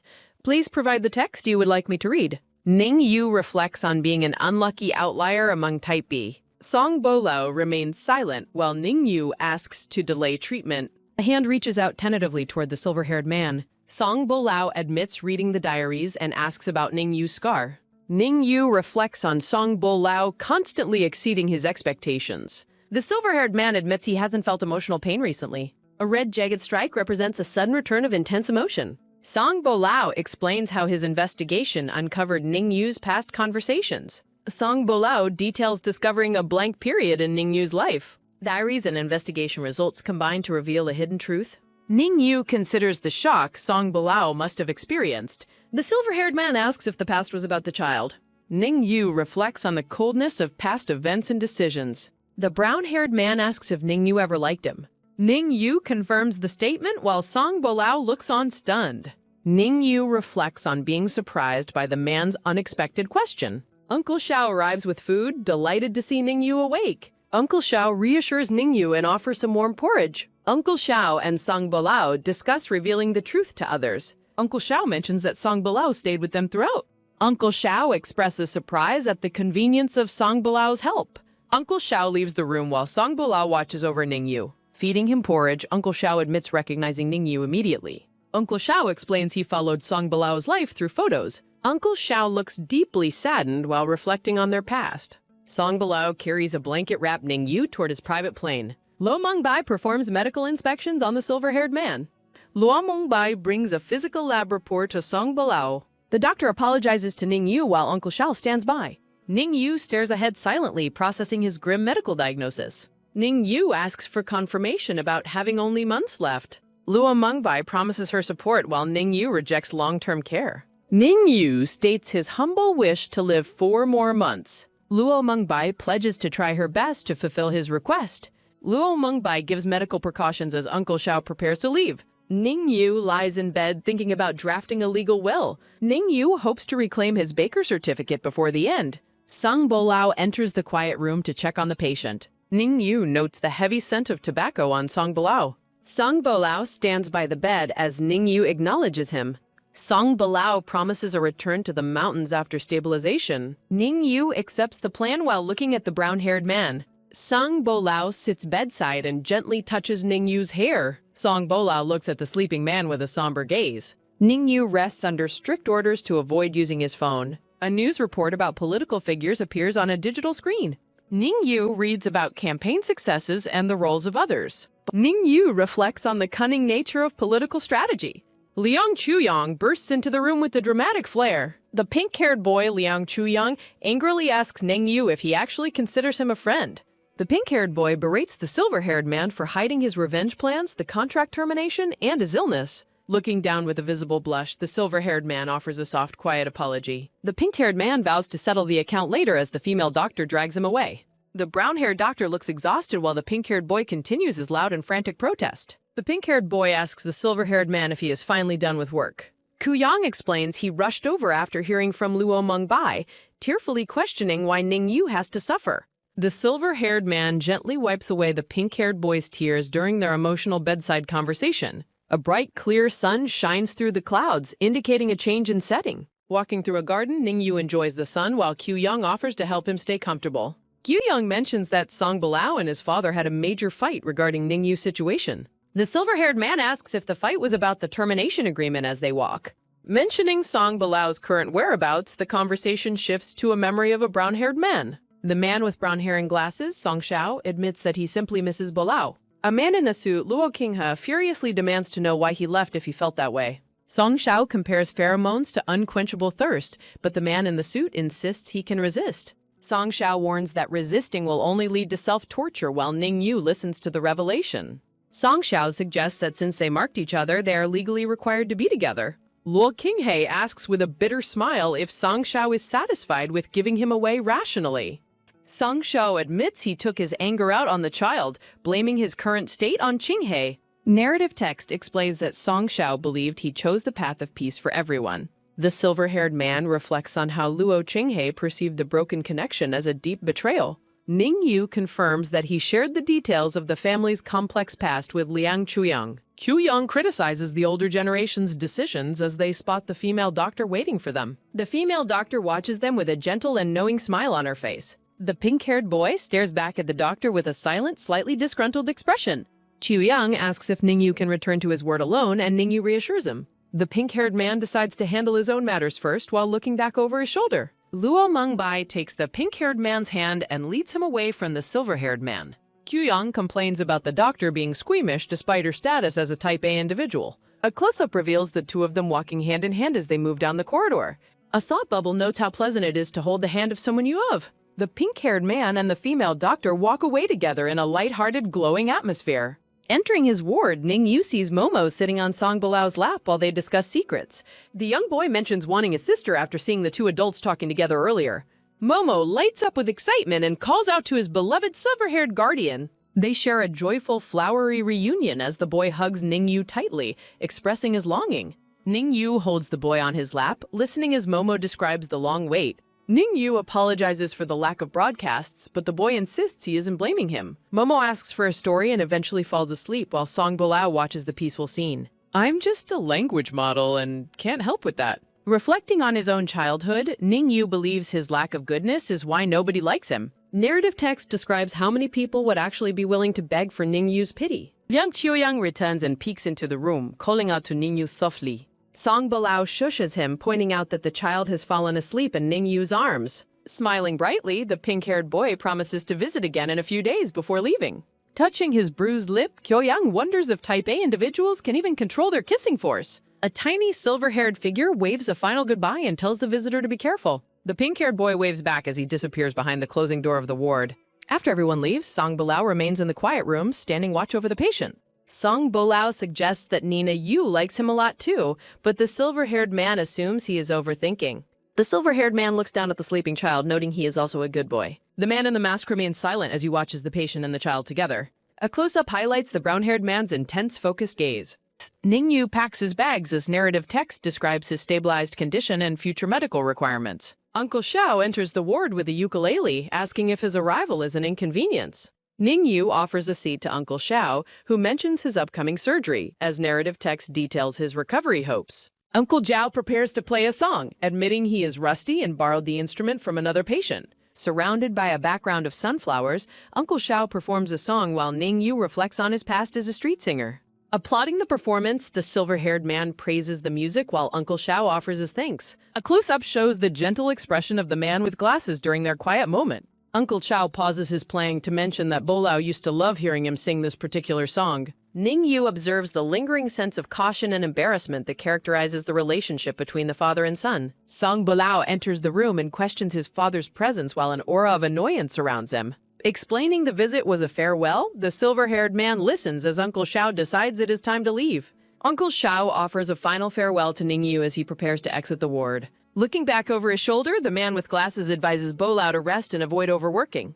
Bolao acknowledges the advice with a brief response as he watches his father. The man with glasses appears momentarily stunned by the response from his son. A warm smile spreads across Uncle Xiao's face as he expresses his satisfaction. Leaning on his crutch, Uncle Xiao leaves the room while Bolao remains standing by the door. The silver-haired man reflects on Bolao's tendency to be hard-mouthed but soft-hearted despite his outward demeanor. In the quiet of the night, the sound of typing fills the room as Bolao works on his laptop. While Bolao works, Ning-yu reads a book and reflects on the complicated history involving the older generation. The conversation shifts as they discuss how the father and son figures first met in a foreign country years ago. Narration explains that one was a young master studying abroad, shown standing in a wintry landscape. The other was a fledgling photographer, shown carrying a large guitar case through the streets. Flashback panels show the young photographer capturing a candid photo of the masked young master. The young master demands the photo be deleted, causing the photographer to apologize nervously. Further flashbacks depict the photographer busking at a street intersection while the young master passes by daily to listen. Bolao reflects on their shared exclusive songs as he looks down with a somber expression. Continuing to type, Bolao admits he couldn't believe someone who loved them would leave until the contract was terminated. Bolo asks why Ning-yu signed the contract if he didn't like him, causing Ning-yu to realize a major misunderstanding. Thinking back to a pink envelope, Ning-yu identifies a specific love letter as the root of their confusion. Narrative text explains how Ning-shi manipulated them like puppets to maintain her control through complex lies. The brown-haired man watches Ning-yu closely, waiting for a response to his difficult question. Ning-yu reveals that Ning-shi used the lie of a living child to coerce him into the contract as a trade. A wave of intense emotion hits Bolao as he realizes the entire connection was based on the search for the child. Confirming the truth, Ning-yu returns to his book while Bolao stands in a state of visible shock. Bolao asks if he has any other wishes, and Ning-yu admits he only wants to obtain his bakery certificate. Feeling ill, Ning-yu explains that his sickness has made him hypersensitive and nauseous toward mixed pheromones. Images show Bolao sleeping in the ward, with Ning-yu noting that Bolao's pheromones provide him a sense of peace. Taking a sip of water, the silver-haired man contemplates a final, seemingly impossible wish. He imagines Bolo apologizing for his past lack of belief and admitting he was foolish. In a humorous moment, Ning Yu glares at the sleeping man, wishing for an apology accompanied by tears. Upon being discharged the next day, Ning Yu is suddenly confronted by Chong Sing-zae outside the hospital. Ignoring Bolao's protests, Ning Yu takes a few minutes to speak with the scarred man before leaving. Chong Sing-zae smiles mockingly as he reveals a secret about a high-priced purchase made by Bolao before Ning Yu walks away. Inside the car, Ning Yu reflects on the revelation and wonders if Bolao deliberately outbid him in the past. Back in a private room, Bolao promises to bring Momo to visit and accompany Ning Yu in the afternoon. Bolao tells Ning Yu to rest. Ning Yu recalls a doctor's advice about his symptoms. Ning Yu asks if Bolao bought Shumarin. Bolao explains he intended to reveal the purchase at a later time. Bolao presents a contract and asks if Ning Yu truly desires it. Ning Yu admits his desire for the item despite his past frustrations. Bolao dismisses the item's value and explains his timing. Ning Yu reflects on his luck. Bolao questions the extent of Ning Ye's happiness. Bolao briefly touches Ning Yu before turning away in silence. Ning Yu concludes the visit with the nurse and Momo. Bolao prepares to stay the night, ensuring Ning Yu he is only there to watch. The two men sleep in separate sections of the large bed. Ning Yu informs Bolao of his plans for the following day. A dark figure shifts behind the wakeful Ning Ye. Bolao questions Ning Yu's plan and insists on joining him. Ning Yu offers no response to Bolao's suggestion. The two men arrive at the temple steps together. Taoist Wei Jing welcomes the pair as they arrive at the tepo. Wei Jing corrects Bolao's manner of address as a talk. Ning Yu confirms Bolao's presence is acceptable due to their shared child. Bolao confirms his fatherhood of the child from 7 years prior. Wei Jing expresses his bewilderment at the complicated relationships of the young. Wei Jing begins the ritual as the two men observe. Bolao whispers his skepticism regarding the effectiveness of the ritual. Ning Yu expresses a quiet hope for the ritual's success. The two men stand in solemn silence during the ceremony. Wei Jing continues the traditional ritual with focused dedication. A potted plant is revealed, leaving Bolao in visible shock. Bolao takes a sudden, involuntary step back in surprise. Ning Yu watches Bolao's intense reaction to the revealed plant. Bolao is transfixed by the sight of the specific flower. Understanding dawns on Bolao regarding Ning Yu's deep emotional attachment. Bolao attempts to address Ning Yu as the ritual concludes. Ning Yu requests silence until the conclusion of the ceremony. Ning Yu struggles with complicated feelings of sadness and emotional pain. A simple announcement marks the end of the religious ceremony. Wei Jing breathes a sigh of relief as the task finishes. Wei Jing informs Ning Yu that the child has gone to heaven. Wei Jing encourages Ning Yu to start a new life. I understand. Please provide the text you would like me to read with a faster speed. Ning Yu contemplates the natural cycle of life and death. Ning Yu releases the contents of the pot into the wind. Bolao frantically attempts to stop the pot from falling. Bolao watches the falling object with a look of desperation. I understand. Please provide the text and I will read it back at a faster speed. Ning Yu requests a simple burial at sea without a tomb. A dark manic smile spreads across Bolao's face. Bolongo agrees that nothing should be left behind in death. Narrative text describes the sunset while the pair stands together. Bolao signals for them to leave as the sun sets. Ning Yu senses Bolao's hidden anger as they walk away. Ning Yu finds a small distraction in his own footsteps. Walking alone, Ning Yu reflects on his preference for solitude and self-sufficiency. As Ning Yu watches the sunset, the assistant informs Song Bolao of a legal video call. Song Bolao directs the staff to his study while Ning Yu observes his busy schedule. The assistant discusses the Ruan family lawsuit as Ning Yu contemplates Bolao's demanding workload. Tucking the child into bed, Ning Yu notes Bolao missed dinner due to work obligations. While reading a storybook, Ning Yu recalls Bolao's childhood connection to this specific literary tale. Ning Yu questions the sleepy child about how he accidentally discovered his live broadcast video. Waking late at night with a stomachache, Ning Yu decides not to disturb the household. The silver-haired man notices a light still burning in a nearby room. Approaching the study, Ning Yu wonders if Bolao is still immersed in his work. Overwhelmed by a heavy scent, Ning Yu discovers a spilled bottle of alcohol on the floor. The silver-haired man enters the messy room where Bolao sits, surrounded by papers and bottles. A pale Bolao acknowledges his arrival while reviewing a photo book of his own prior work. Bolao presents a childhood letter as Ning Yu observes his surprisingly gaunt and exhausted appearance. Despite his longing, Ning Yu struggles with forgiveness while Bolao urges him to return to sleep. The brown-haired man calls out Ning Yu's name with a somber expression. Bolao questions if he is hated, but Ning Yu admits his past resentment has faded. Bolao laments that he is unlovable and unworthy due to his past mistakes and wrongdoings. Desperate for forgiveness, Bolao falters while Ning Yu recognizes the man's extreme state of intoxication. Sung Bolao's sudden rough grip causes Ningyu's storybook to fall to the floor. Bolao embraces Ningyu while expressing fear that he will never be truly forgiven. Sensing a soothing aroma, Ningyu encourages the man to communicate his feelings more openly. Bolao expresses a deep-seated fear of being abandoned by everyone and left with nothing. A stylized moment shows Ningyu comforting the sleeping man after his emotional outburst. Ningyu finally succeeds in moving the unconscious man back into a proper bed. Watching the man sleep, Ningyu contemplates a future of being left entirely alone. As Ningyu watches him, Bolao mumbles a denial in his sleep, promising not to leave. Narrative text explains that Bolao resumed his stoic demeanor, seemingly forgetting his drunken vulnerability. Working late on his laptop, Bolao asks the wakeful silver-haired man if he needs water. Bolao dismisses his own thoughts while Ningyu turns away, declining his offer of assistance. Flushed with a high fever, Ningyu struggles to breathe as the thermometer reads 40 degrees. Panicked, Bolao orders the staff to prepare the car and alert the family doctor immediately. The vehicle speeds through the dark night toward the medical facility. Holding the shivering man, Bolao pleads with Ningyu to stay awake during the drive. Ningyu mumbles a delirious response, insisting that he only has a simple fever. Bolao desperately demands that Ningyu keep his eyes open as they rush for help. Despite his condition, Ningyu reflects on Bolao's characteristically fierce and demanding bedside manner. A close-up captures Bolao's intense expression of fear and determination as they near the hospital. Song Bolao cradles the unconscious man protectively as the car continues its frantic journey. The silver-haired man's eyes slowly flutter open as he begins to recover. Ningyu awakens in a hospital room with Bolao keeping a silent vigil by his side. Seeing Bolao dozing in a chair, Ningyu asks why he hasn't moved to the sofa. The silver-haired man attempts to sit up in his hospital bed despite his lingering weakness. Startled by the sound of medical equipment, Bolao wakes up and immediately checks on his patient. The two men share a quiet, intense gaze in the sterile light of the ward. Bolao urges him to remain still while Ningyu expresses a sudden deep thirst. Sung Bolao carefully pours a glass of fresh water for the recovering man. Taking the glass with a trembling hand, Ningyu offers a soft word of thanks. Bolao watches closely, his focused gaze never leaving the silver-haired man's face. A close-up shows the water glass as Ningyu drinks. Sitting up in bed, the silver-haired man takes a refreshing drink of water. After sharing a quiet look, Ningyu places his empty glass aside.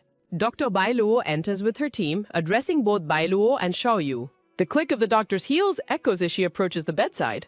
Ningyu reports feeling fine while the medical staff marvels at his unique condition. Bolao demands an explanation while Ningyu worries about a possible new disease. Dr. Bailuo glares at her cousin, telling him to get to the point.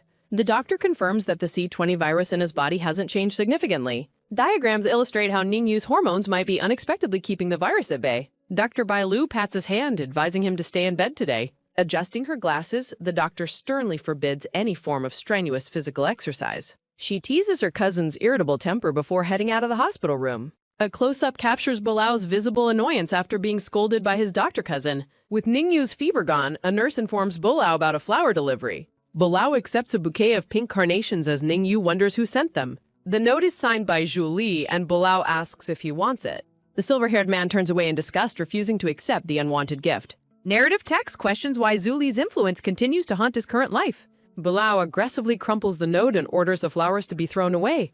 As the flowers fall, Ningyu feels relief while Bolao reaches for a tissue. Wiping his hands, Bolao fumes over the audacity of the man's unexpected visit. Bolao makes a call, ordering an email sent to Ranlinghei immediately. He describes the email as exposing a poisonous snake capturing a silly hamster. A dark look crosses Bolao's face as he vows to play a dangerous game. Sensing the heavy mood, Ningyu asks about Uncle Xiao's recovery after his surgery. Bolao questions his concern, causing the silver-haired man to recoil in sudden surprise. A heavy silence follows as Ningyu contemplates his own instinctive stress response. Ningyu asks for permission to visit after his medicine, receiving a simple affirmation. A close-up shows Bolao's intense gaze as he grants the request to leave. Relieved by the consent, Ningyu offers a soft smile and a word of thanks. While Bolao is in a meeting, Ningyu hears guitar music outside Songshou's ward. Ningyu is stunned to see Luo Qinghe leaving the room as the music plays. A sharp close-up shows Luo Qinghe's eye as he notices the silver-haired man's presence. The silver-haired man stands frozen as the tall man in the coat approaches him.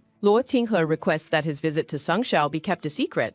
Ningyu questions the secrecy, but Luo Qinghe claims their matter is too complicated. He warns Ningyu about the ruthless nature of the powerful Sha family interests. Mentioning a coming campaign, Luo Qinghe advises him to avoid any further trouble. Luo Qinghe concludes the conversation with a simple request to care for Sung Mo. A close-up shows Ningyu's silent reaction to the older man's parting words. Entering the room, Ningyu finds Uncle Xiao teaching a young boy the guitar. In a stylized moment, the characters discuss the lesson and Ningyu's sudden visit. Uncle Xiao gossips about the student's poor singing and his ambitious marriage proposal plans. A fresh basket of oranges sits beside a pitcher on the bedside table. Looking at the flowers, Ningyu contemplates the possibility that someone is protecting him.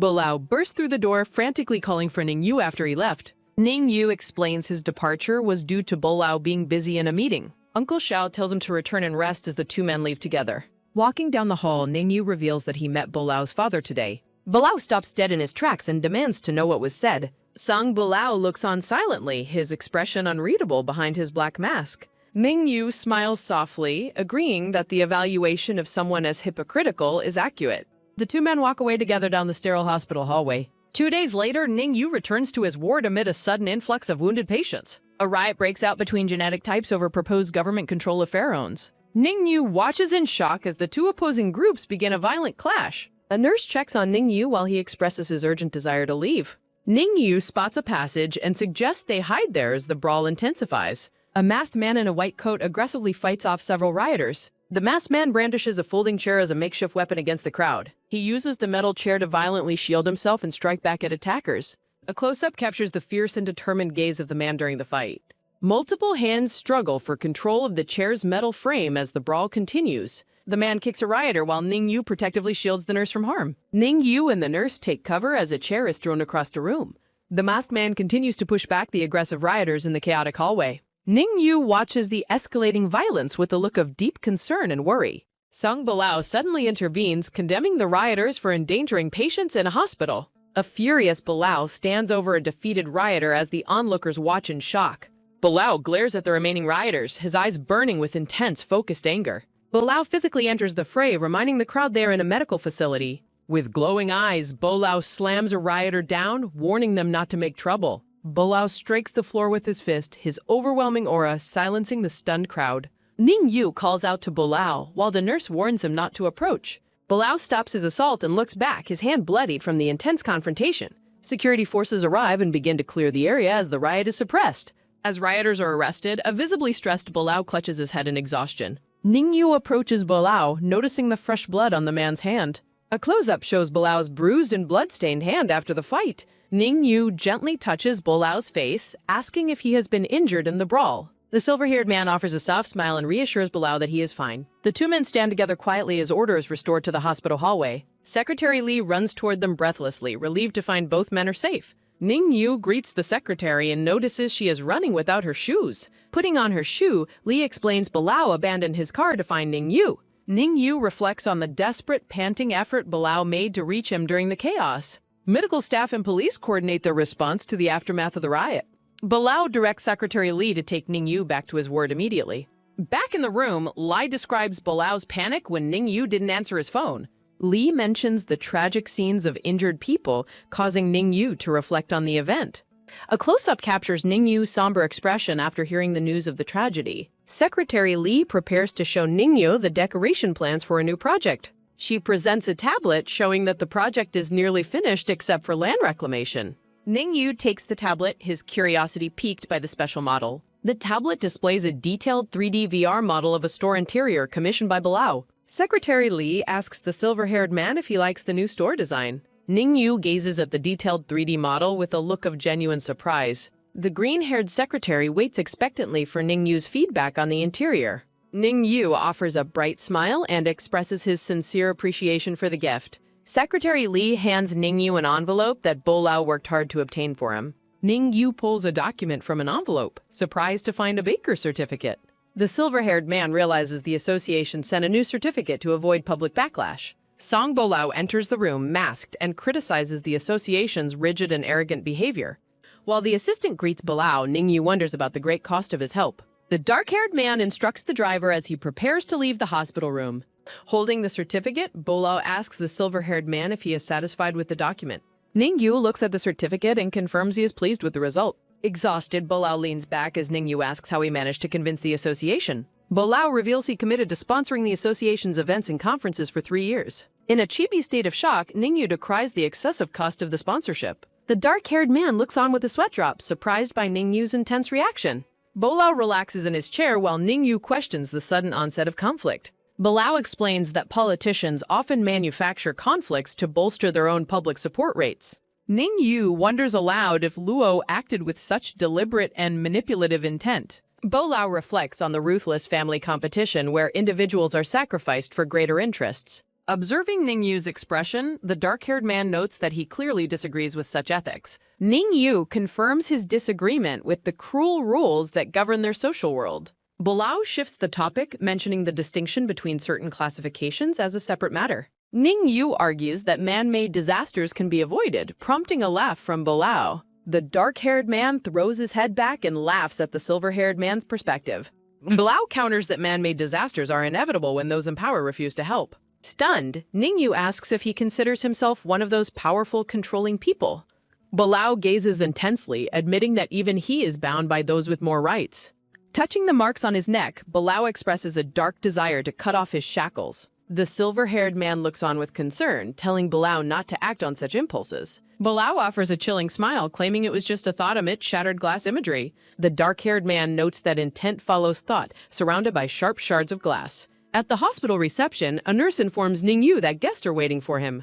Ningyu enters a room where a blonde man named Xiao Heinan introduces himself. The silver-haired man is struck by the stranger's appearance, lost in a sudden daze. Heinan offers a warm, polite smile as he greets Ningyu in the meeting room. Ningyu responds with a simple greeting, still processing the presence of the new visitor. Shaking hands, Ningyu is overwhelmed by how much Heinan resembles the late Cha Qiao. Heinan identifies himself as a cousin and claims he is there to provide mental preparation. The blonde man calmly announces his intention to replace Ningyu as Bolao's contracting partner. The two men sit across a large table in a brightly lit hospital meeting room. Ningyu looks down with a faint, cynical smile, reacting to the bold claim. Heinan looks at Ningyu with curiosity, asking if the news has made him angry. Ningyu stands up, explaining that his first reaction is questioning the man's sanity instead. Leaning on his hand, Heinan finds the silver-haired man to be a very interesting individual. Ningyu prepares to leave the room, stating he has nothing more to say. Heinan asks if he truly doesn't believe that a replacement is a real possibility. Heinan explains he accepted this family task only to spare his younger sister from it. Ningyu finds the situation absurd, feeling like he has been transported to a feudal society. He reflects on Bolao's sacrifices, realizing that both of them are being manipulated by others. Heinan explains the Xia family's plan to trap Bolao using a specific type of partner. Enraged by the inhumane plot, Ningyu slams the table and demands an end to tragedies. Heinan looks up at the angry silver-haired man with a somber and pitying expression. The blonde man asserts that neither of them can hide from or resist the family's power. Walking away, Heinan asks for understanding of his position if his predictions eventually come true. Song Bolao enters the ward in the evening as Ningyu takes a drink. Bolao questions Ningyu about the Xia family visitor while the silver-haired man lies. Ningyu contemplates his current situation, comparing himself to Song Xiao's difficult past position. Song Bolao looks on as Ningyu expresses his belief that he is being discarded. Bolao brings up their contract while Ningyu compares himself to a used household object. Ningyu demands Bolao let go, but the dark-haired man refuses to let him abandon him. Bolao aggressively vows to never give in to instincts or let Ningyu leave his side. To silence him, Ningyu splashes a glass of water directly into Song Bolao's face. Song Bolao kneels on the floor, quietly picking up the shards of the broken glass. Days later, Ningyu is discharged from the hospital while Dr. Bailuo provides medical advice. Ningyu hopes his case helps the doctor's research while she expresses hope for C20 treatments. Dr. Bailuo smiles, optimistic that humanity will eventually find a way to win the battle. Ningyu waves goodbye from the car as he finally leaves the hospital grounds. Reflecting on the doctor's hopeful words, Ningyu resolves to work hard to survive. Returning home with his housekeeper, Ningyu is greeted by the Grand Mansion's domestic staff. The silver-haired man pauses in the hallway after hearing a sudden voice call out to him. A chibi-styled Qiyang struggles while climbing over a large, heavy delivery box in the doorway. Qiyang is revealed as the pink-haired boy who brought a surprise gift for Ningyu. Qiyang explains he brought a heavy gift to celebrate the silver-haired man's discharge from hospital. The housekeeper takes the luggage upstairs while Ningyu and Qiuyang talk in the foyer. Qiuyang presents a box of letters from fans wishing for Ningyu's speedy recovery. A close-up shows Ningyu reading a heartwarming note with a colorful rainbow drawing. The silver-haired man looks stunned by the sheer number of supportive messages from the fans. Kyuyang explains the concept of wish power and the thousands of prayers sent for him. Sharing his personal loss to C20, Kyuyang makes Ningyu feel soft-hearted about his sincerity. The two share a warm hug as Ningyu reassures the tearful little prince that he's fine. Ningyu invites Chuang to help him bake muffins, moving the conversation to the kitchen. Kyuyang excitedly agrees to help, bringing a cheerful energy to the baking task. While baking, Choyang asks Ningyu about the person who hurt him in the past. Ningyu pauses his work, contemplating how to answer the question about his past pain. After Ningyu reveals Song Bolao's identity, Choyang reacts with a look of absolute shock. Choyang's face swells in embarrassment while Ningyu apologizes for the sudden revelation. Choyang reflects on how Ningyu's previous happiness was often mixed with anticipation and fear. They discuss a 7-year-old dispute, causing Ningyu to question the timing of those events. Kyuyang smiles warmly, telling Ningyu to stop and take a moment to rest. In a stylized chibi moment, Kyuyang has a playful tantrum about wanting to go out. Sitting on the sofa, Ningyu uses his tablet to check his saved favorite videos. Ningyu notices that several icons in video favorites have changed on his personal device. A sharp close-up captures the silver-haired man's intense shock at what he sees on screen. Floating messages reveal an arrogant and critical tone directed at Ningyu from the past. Ningyu reflects on the messages sent during the contract negotiations with the Ju family. The silver-haired man realizes that he eventually replaced Song Bolao's original contract partner. Song Bolao enters the room, sighing as he reflects on their meeting 7 years later. Ningyu looks at Bolao and states that their recent encounter was not their first. A small character is shown alongside a message encouraging support for the translation team. A final notice appears requesting that readers support the series through official website channels. Song Bolao stands silhouetted by the window at night, looking out at the darkened landscape. Approaching from behind, Ningyu asks Bolao what is wrong with his back. Bolao turns slightly and begins to unbutton his shirt to reveal what is hidden beneath. Bolao reveals a massive script tattoo covering his spine, calling it his great confession. Bolao explains that his back tattoo represents a practice of confession. Bolao remarks that chanting scripture is insufficient and unbuttons his shirt. Bolao reveals the tattoo is on his body and pulls Ningyu close. Bolao vows to repent for his past actions for his entire life. Bolao begs for forgiveness and asks Ningyu not to push him away. Stunned, the silver-haired man asks the dark-haired man to repeat his words. Bolao repeats his plea, leading Ningyu to wonder if he's dreaming. Ningyu is astounded by Bolao's begging tone as Bolao hovers over him. Bolao unbuttons his shirt and tells Ningyu not to stare at him. Ningyu hides under the covers, unable to control his own excitement. A close-up captures a hand tightly clutching the white fabric of the bed. Bolao catches Ningyu's wrist to prevent him from pulling away. Bolao bites Ningyu's chest, causing the silver-haired man to gasp and blush. Ningyu questions Bolao's sudden change in behavior as he is pinned down. Bolao mentions advice from Luo Mengbai about excitement while undressing the silver-haired man. Ningyu finds Bolao's sudden physical advance problematic despite the earlier apology. Bolao's tattooed back is shown as Ningyu suspects a major misunderstanding. Bolao discusses the lack of hierarchy and excitement for those who are inexperienced. The silver-haired man reflects on the strange feeling he is currently experiencing. Ningyu finds Bolao's desperation too pathetic to resist his physical closeness. Ningyu recalls past insults while Bolao offers his heartfelt apologies. Ningyu recounts a traumatic medical history as Bolao repeatedly begs for forgiveness. They embrace as Ningyu calls Bolao an asshole for the years of torture. At midnight, Ningyu wakes up beside the sleeping shirtless Bolao. The silver-haired man quietly slips out from under the bed covers. Ningyu uses his phone to photograph the tattoo on Bolao's back. Ningyu plans to consult a priest about the tattoo's hidden meaning. A priest responds to Ningyu's message with a translation of the text. A close-up captures Ningyu's focused eyes as he reads the translation. A screen displays a prayer repenting for evil karma, greed, and ignorance. The two men share a warm, affectionate hug and a final moment.